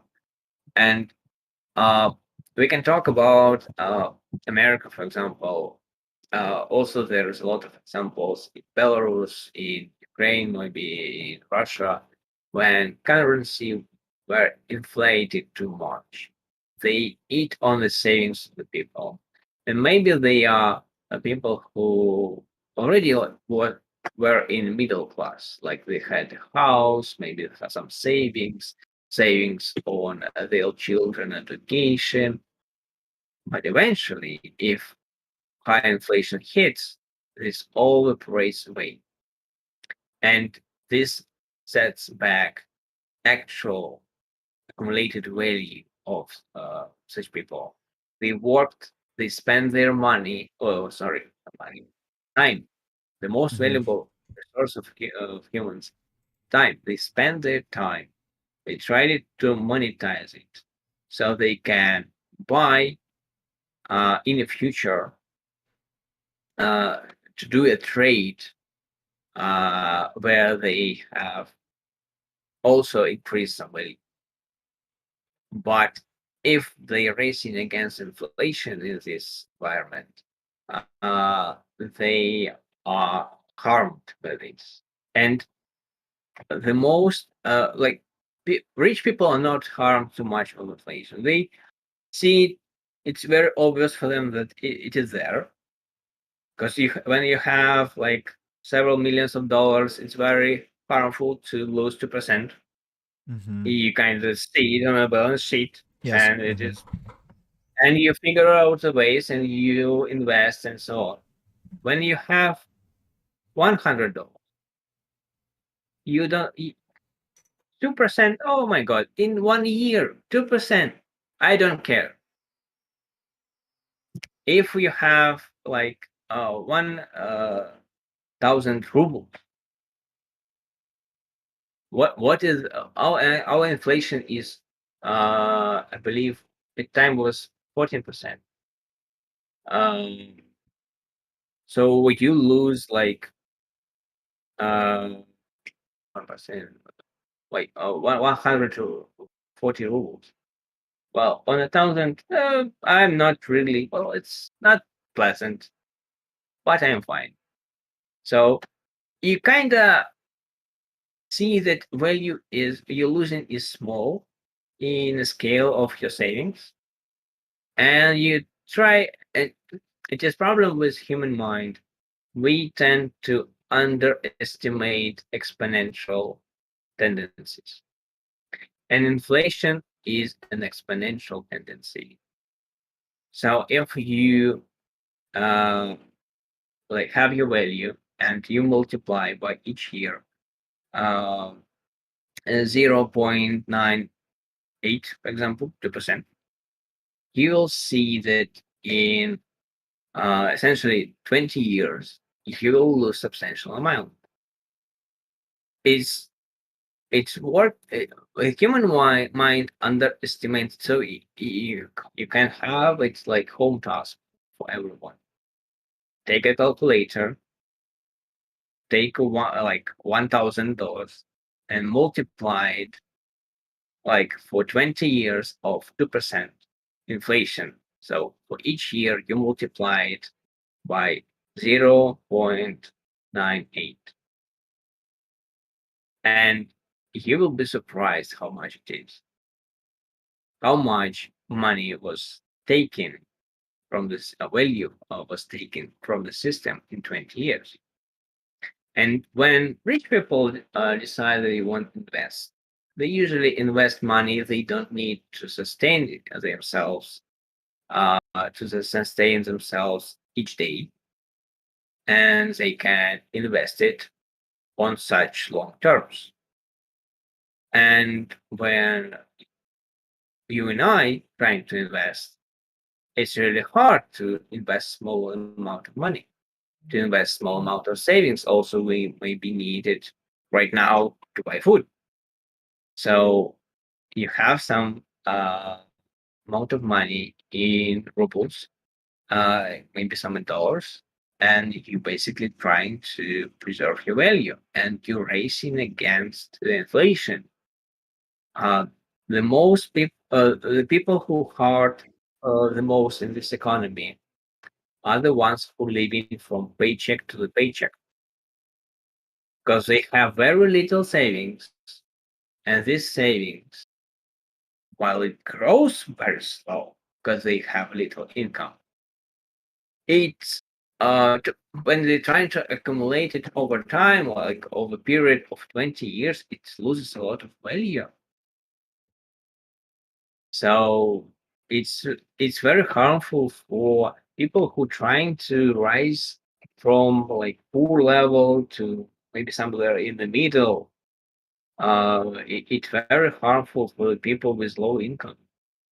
So this is why I think inflation of the central banks and whatever they're talking about, they kind of forget that it is harmful for the small people, for the working class, for the ones who trying to just meet the needs of their families. For the rich people, they have a strategy to be out of the system. So I guess for like I said, for me personally, I'm trying to have less rubles. I'm trying to spend it all or invest in somewhere. Crypto is another topic. It can be very harmful for uh, people who trying to do easy money because there is a lot of Ponzi schemes right there. So you can basically, if you place all the projects in the crypto, like on the wall, and throw a dart in the wall, you hit, and you have very high percentage of hitting the Ponzi scheme. Hmm. When there is no utility, basically, it cannot right now. Basically, a project promises you utility will be in the future, but right now they have no utility at all. But they already release their token, of a coin or whatever, and you can buy it with actual money you want to invest.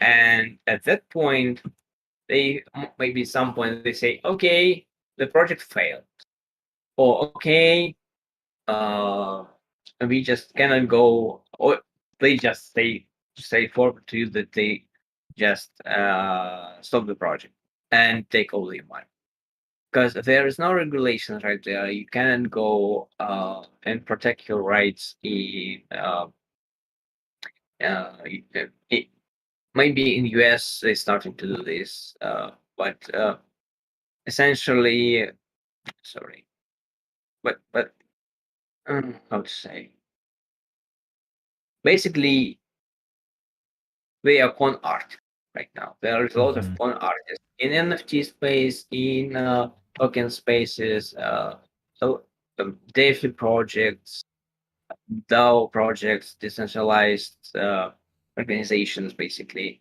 where you have government tokens to guide what an organization will do with the fund money. So DAO is kind of interesting concept because you have a company, but it is kind of crypto company. It's all located in crypto blockchain. You can buy a share and you can vote. So your money from buying a share goes into the money of the company, this DAO project. And if there is some, if the project written correctly, because it's actually code, it's software.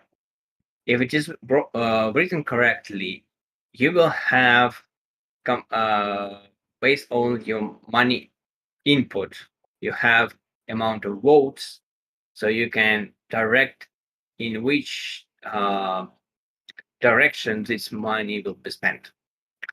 So you can basically govern some sort of business. Mm-hmm. So it is kind of a new way to create the usual company. So the usual company, you just have all this uh, publicity and the votes in the very beginning. Because usually when you start a company, it is your private company, you maybe some friends or associates.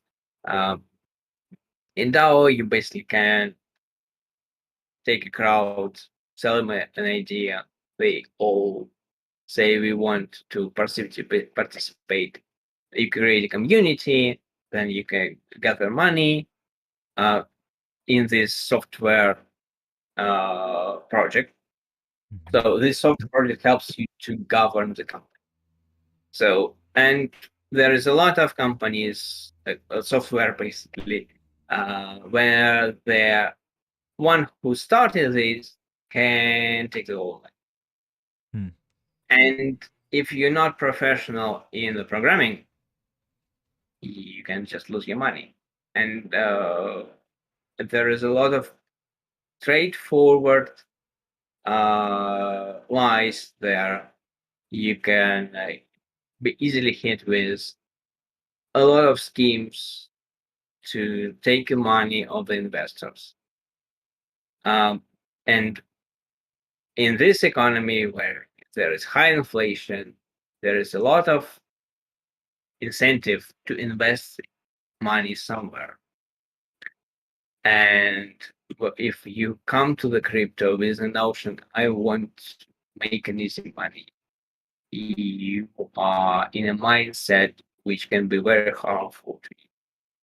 You have to be very careful because this is a new sector of the economy, but you have to be qualified and you have to understand what is this software, what is this project actually is right now, what you are investing in.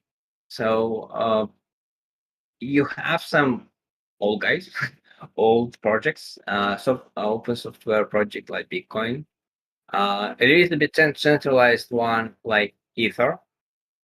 A lot of projects which are very promising, uh, and from my perspective, they have very honest and open connection to any investor, any buyer of their tokens.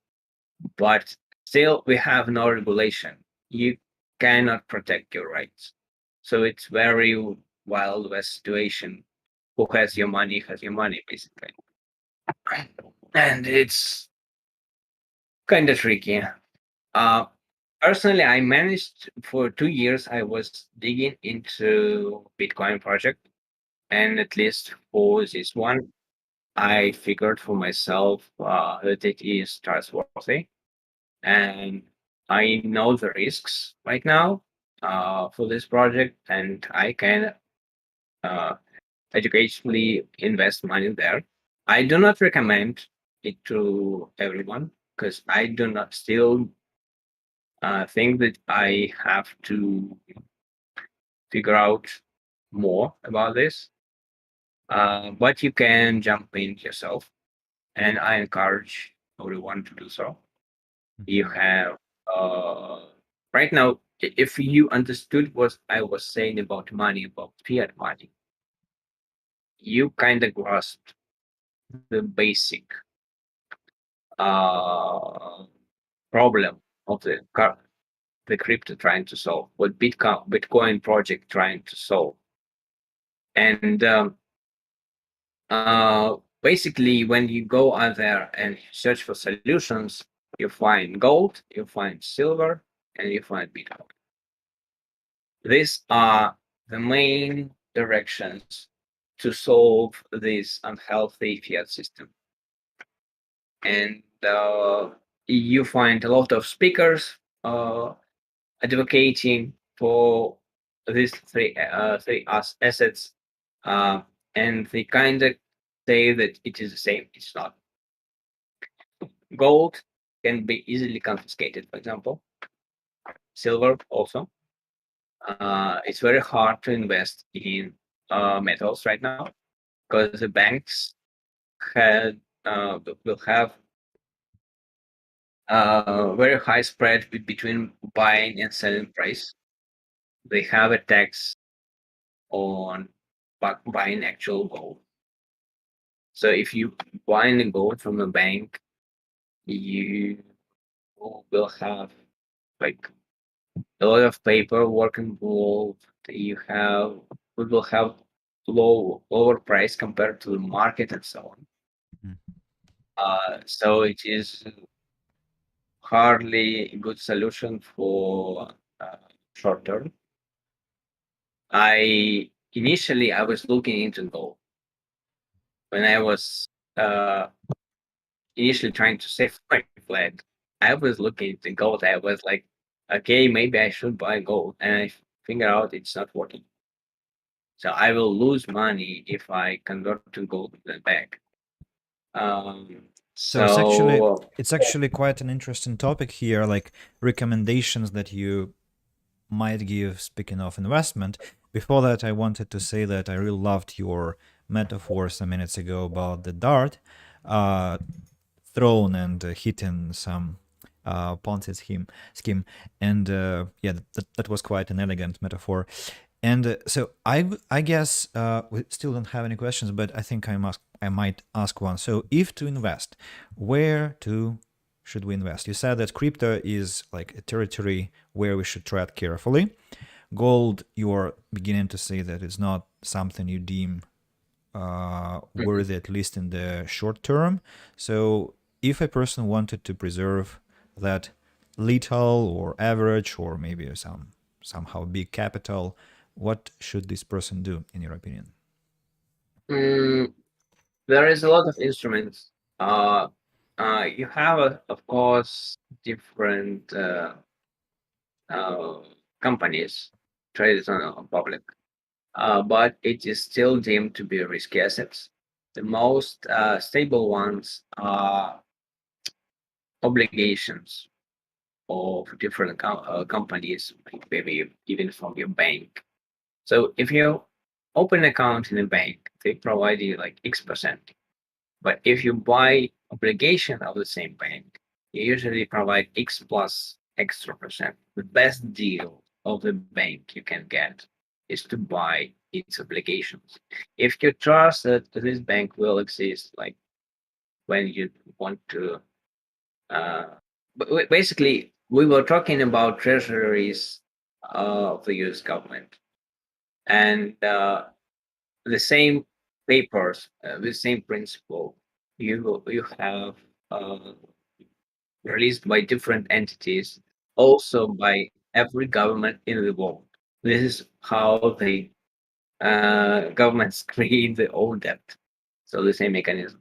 So if you believe in some economy, if you believe in some sort of company, if you believe in some sort of bank, you can buy its debt basically. You can lend money to this entity. And this is the most conservative, the most stable instrument you can invest with. So this is, I guess, I would say, was the most stable one. Uh, it's not so high on the income, but it's guaranteed to provide some percent of the yield. So and it is better than account in the bank. So you should look into obligations first. Then you can go and try to figure out or other risky or more risk, more reward. Works like this. So if Mm-hmm. you risk more, you can potentially yield more reward, more income on your money. So you have to balance risk and reward here. So Mm-hmm.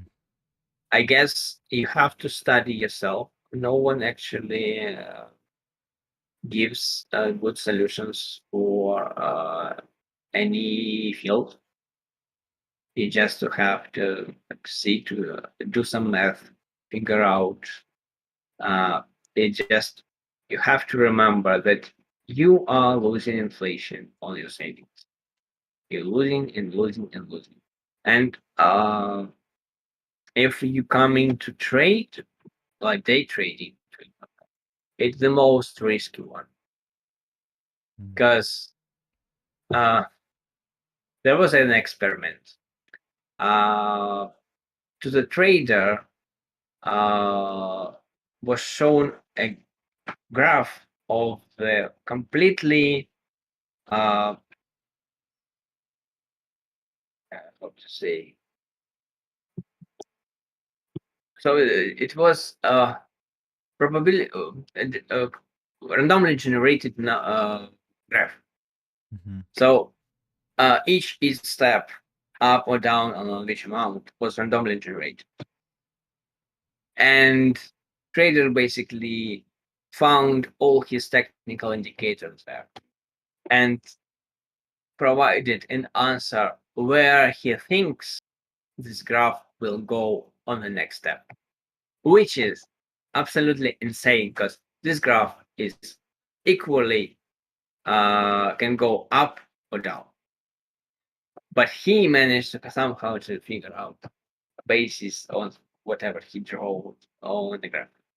So if your analysis is not connected to the fundamental of the company, if it is based on the graph only, you are in a very high risk situation because the price that they price can go equally up or down based on so many inputs.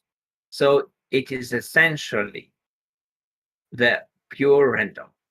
Mm-hmm. But if you look it into long distance, like 1 year, 2 years, the better 10 years, you will find out that the fundamentals come out. The fundamental behind it is good business. It makes profit year over year. uh, the price for the share of this business will go up. But if you trade trading, you're essentially fighting a random agent. And if you day trading with taking a loan or uh, um, so you can actually let me like brief example. You can loan $1,000, add your 100, and you take buy a share for 1 day. Expect it to go up. You take all the profit. You return only uh, what was lent to you plus some small interest for 1 day. But if you lose, you also you lose from basically the same amount. So 1% drop will yield you $10. You have your own 100, so 10% drop when you expect it to grow will nullify all your savings on this account. So your trade, if basically have a price going up 10% plus, you have like 1,000 placed there. You have income 100, yours 100 there, so like 200. It's or like this. So you made some money. If you I'm for the clarity of the math, I'm only placing uh, lend money into position. So I lend, I take from some source. It can be broker 1,000. I say have a savings of 100 on my deposit, but I do not place it into position. It's just to sustain this debt, and I place it with a leverage basically of 10x. It says so. I have uh, 100 myself and 1,000 placed.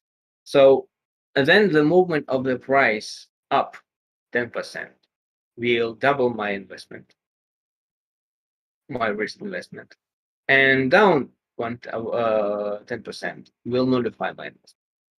And this is why in this high risky day trading, people can eventually be very successful, but they are only small percent. 99 day traders, 99% day traders lose the money because it is very high risky. You can guess right, guess right, guess right. Then you settle in position. You have a drop of the price when you expect, or in reverse, you expected drop, or and the price goes up, and you lose all the money or most of the savings. And when the price r- abruptly changes, uh, broker tends to nullify all the positions. So you cannot argue, wait, stop, it's just 10 minutes past it to return to this proper level, yeah, and I'm in plus. In the moment, the broker will not guess the future. If in the moment you have a loss and you don't have enough money to sustain this loss, the position will be closed and all the money you own will be settled. So you will just, on a random 1 minute movement of the price, you will have your position settled if it hits some sort of threshold. I think we're already entering the professional field of trading Yeah, because, so like, I'm just warning I'm people. uh-huh. Do not go there. Just do not. It's like this settling. I don't think I get the concept, but I just wanted to explain. Probably, uh, it will be useful what is like trading with a broker and what is without a broker. The way I see that, although I haven't traded, but my friend explained to me, uh, it's like you can use only your money, like $100 that Anton mentioned, and so your earnings, if you ever get some, will be kind of, well, petty. Like what is $100 with this like 5% interest rate, for example. But a broker who has like, well, 100,000, but I guess no, that's too big a number, like 1,000. And so you add your 100 to this 1,000 that broker lends you, and you can get more, but you can lose more as well because the broker is like your agent, the way I see that. Am I Yeah, am I right? Mhm. yeah, you're So, right. and would you recommend taking some courses of investment actually, like to go and study, like because there are courses there? Yes, I do recommend.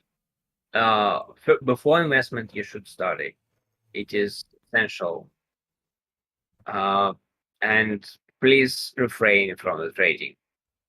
The investment is about buying what you like and what you understand. The trading is about guessing where the price go. You don't want to guess where the price go. You want to like the business, maybe several of them, understand them well, and figure out I want this company. I want to be part of it. So when you buy in a share, you basically becoming owner of this part, becoming owner, one of the owners of the company. And basically, you have to understand this business. So, because you kind of connected. So, there are many investors who just kind of day traders. They Who is a day trader? go Because that's obviously a notion, some term. but basically they close all the position within 1 day. So Ah, they in the I start of see. the day they open. I thought it was like day night, like there are night traders, and I thought it's kind of some like some beautiful metaphor for something. Like there is a day trader who trades only during the daylight, and then there is a night trader who is like shadowy business and stuff. So I took a very romantic approach. No, no, Yeah. it's basically a term for you have to close the deals within 1 day. And um, there are many strategies, but I don't believe they are good for basically like the usual persons like you. They are in very risky environment. It's very stressful. I personally don't think that anyone should be connected to this when they trying to just save money they earn somewhere because basically it's another job. They speculate on price movements. They study a lot of information, a lot of fundamentals to figure out where the price will go within 1 day. And they kind of their mind is like a huge computer, and if you make mistake, it's very high loss. So you have kind of to stop. So it's very hard job. Uh, Maybe high rewarding job for some, but there is a lot of people who lose a lot of money, and they can day trade like for 1 month in a profit and lose everything in the last day of the month. Mm-hmm. So it is why this is why basically you have 99. So you have probability of going up and down in for equally distributed value 50-50. Why don't we don't have 50-50 for the traders, right? Someone gets right, someone gets wrong. It's No, they it's have like a thing. really Yeah, sorry. Go ahead. yeah, Sorry. yeah. No, no, yeah. I complete my sentence. So Mm. they have to guess correctly in the chain is why the probabilities. Mm. It's like this very sinister realization that casino is a profitable business. and it's profitable because people lose money inevitably, like most people do, I think. And that's why like trading is still up and going. But I mean, it's kind of a very far-fetched comparison. I think it's not actually correct because they're two very different industries and based on different principles. But kind of like if you gamble on stock market, then well, the rules of gambling apply. Kind of like you. Yes, yes, you're right. Rules of gambling apply, and you basically feed in a broker. At least you feed in him for every deal you make.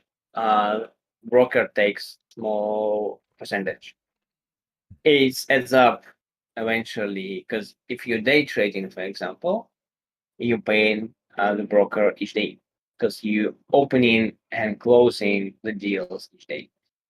So uh, these people, they work basically to figure out the price. There's a lot of them, and they help it. Why they're not banned? Why they're not? They're allowed to do what they do, even to some like yeah, Elon Musk, for example, he was very upset with the people who were shorting the Tesla, and he was like, "This is part of business. What are you doing? I Hmm. love this company. It's my company.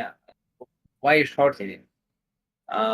And he Another was, another term to explain, but if it is possible to be done quickly, what is shorting? yes, oh, you can, uh, uh, okay. So sometimes you can take a debt in money, or when you're trading with a broker, you can take a debt with a share of the company. Okay, I say like I own you two papers, Hmm. which represent shares of the company. You lend, so you take it from the broker, he lending it to you for some term, then you sell it immediately, and then you wait for the price to drop. And when it drops enough, you buy it back. And eventually, if you sold it, you got $100. Then you buy it and you spend only 60, 40 is your earnings. Hmm. So this is why it's called short and wide. But basically, it's a way to earn on the drop of the price. Hmm. So Hmm. it's basically when you trading, we were talking about liquidity, about the silver dollar going around town. Sometimes you need liquidity on the market for the shares, and basically the way to when someone is lending you the shares, actual shares, you can go through the trading with them, and it helps to finalize the price of the share, and it helps whole market to figure out how it works. So there are some people who just lend uh, their papers on the market, let it be rotated, and then return to them. They earn some small percentage based on the price in dollars for the share, and that's it. So the same principle applies. So they But just why in a was good position Musk angry about shorting? because when liquidity provided like this, price can freely fall. Hmm. So It's you like can apply a lot of selling destabilizing. operations. Not like this. So when bad news come out about the company, Uh-huh. uh, the ones who shorted can sell immediately a lot of shares, Hmm. provide also a lot of supply, which by along with the bad news provides more drop than it can Mm. be on just news. Hmm. So they just do like this when it goes down, and then they buy it back, it returns a little bit up. Mm-hmm. So the ones who wants to earn on up movement wants to time where the bottom, how low price can go. Mm. So it's always like it's jumping back Mm-hmm. and forth because of this. And when you average it over long term, you have a fair price for the share. But in the moment, it's not. So it's always trying to figure out where it is. Mm-hmm. So and the people who uh, just holding basically like a mask, he's holding uh, shares, his shareholders who uh, on the board of uh, uh, directors, they argue that Treasury must. What are you doing? The price dropped today, Mm-hmm. and they basically like they saying him like we're not happy with this and so on and so on. You should not do this. So I guess there was some loss in value for the share, and everyone who short provides a little bit extra loss on this value Mm-hmm. because they providing extra supply on the market and extra drop down. Mm-hmm. And was he was kind of not happy about this. But Mm-hmm. when I studied the whole thing, I figured out for myself that all these people they risky, they do a high risk job, and they are very useful for the whole system. We need these people, and their work is honorable in a way that they help the whole world to see what is actual price for the goods. It can be wheat, can be aluminum, it can be oil, it can be shares of the companies. They kind of connected to the whole system, and what they do when they trade on based on all the news, all the situation, and so on and so forth. They provide this movement, they provide this activity there, and this is why they are legal in all countries and they legal in all jurisdictions. Because yes, okay, they can sometimes earn a lot, but they can also lose a lot, and we have to kind of honor their brave. Mm-hmm.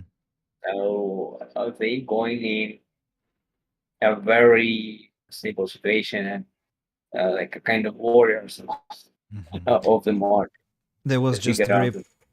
very poetic moment when you were saying they can earn a lot. Your camera was still bright, and then it slowly became shadowy as you were saying they can Yeah, lose a lot, and it stayed there.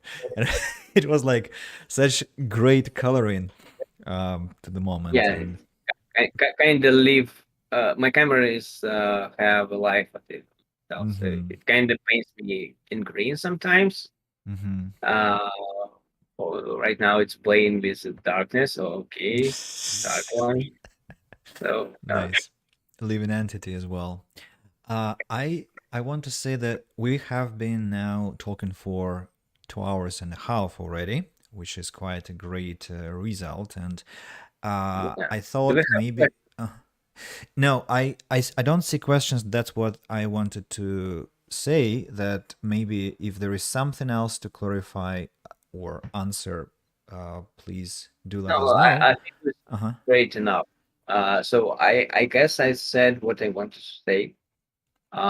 We straighten enough into traders and recommendations and so on. Uh, I don't think I am an expert in this topic. It's just some of my opinion.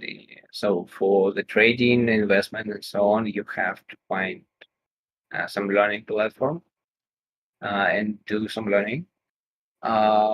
Just but for the money and for people to realize what the problem is, I talked enough. If there is no questions, hopefully everyone understood. Uh, and I guess that's it for today. Right. So I was trying to ask my own questions, which I hoped were kind of, how to say, were coinciding with the questions that the audience might have, current one and people who will watch the recording, because some things were not clear to me and have hadn't been for many years, and I'm really thankful that you have clarified them here. And I asked some questions which are, like, maybe in my head they looked a bit childish, but well, still, I No, think. it's okay. Mm, So your questions are very welcome because I tend to miss some obvious points for me, obvious, of course. But I personally spent a lot of time to figure the whole notion out, and I just think it is valuable to share. Uh, Hopefully, everyone learned something from our talk. mhm. I'm sure so. And Yeah.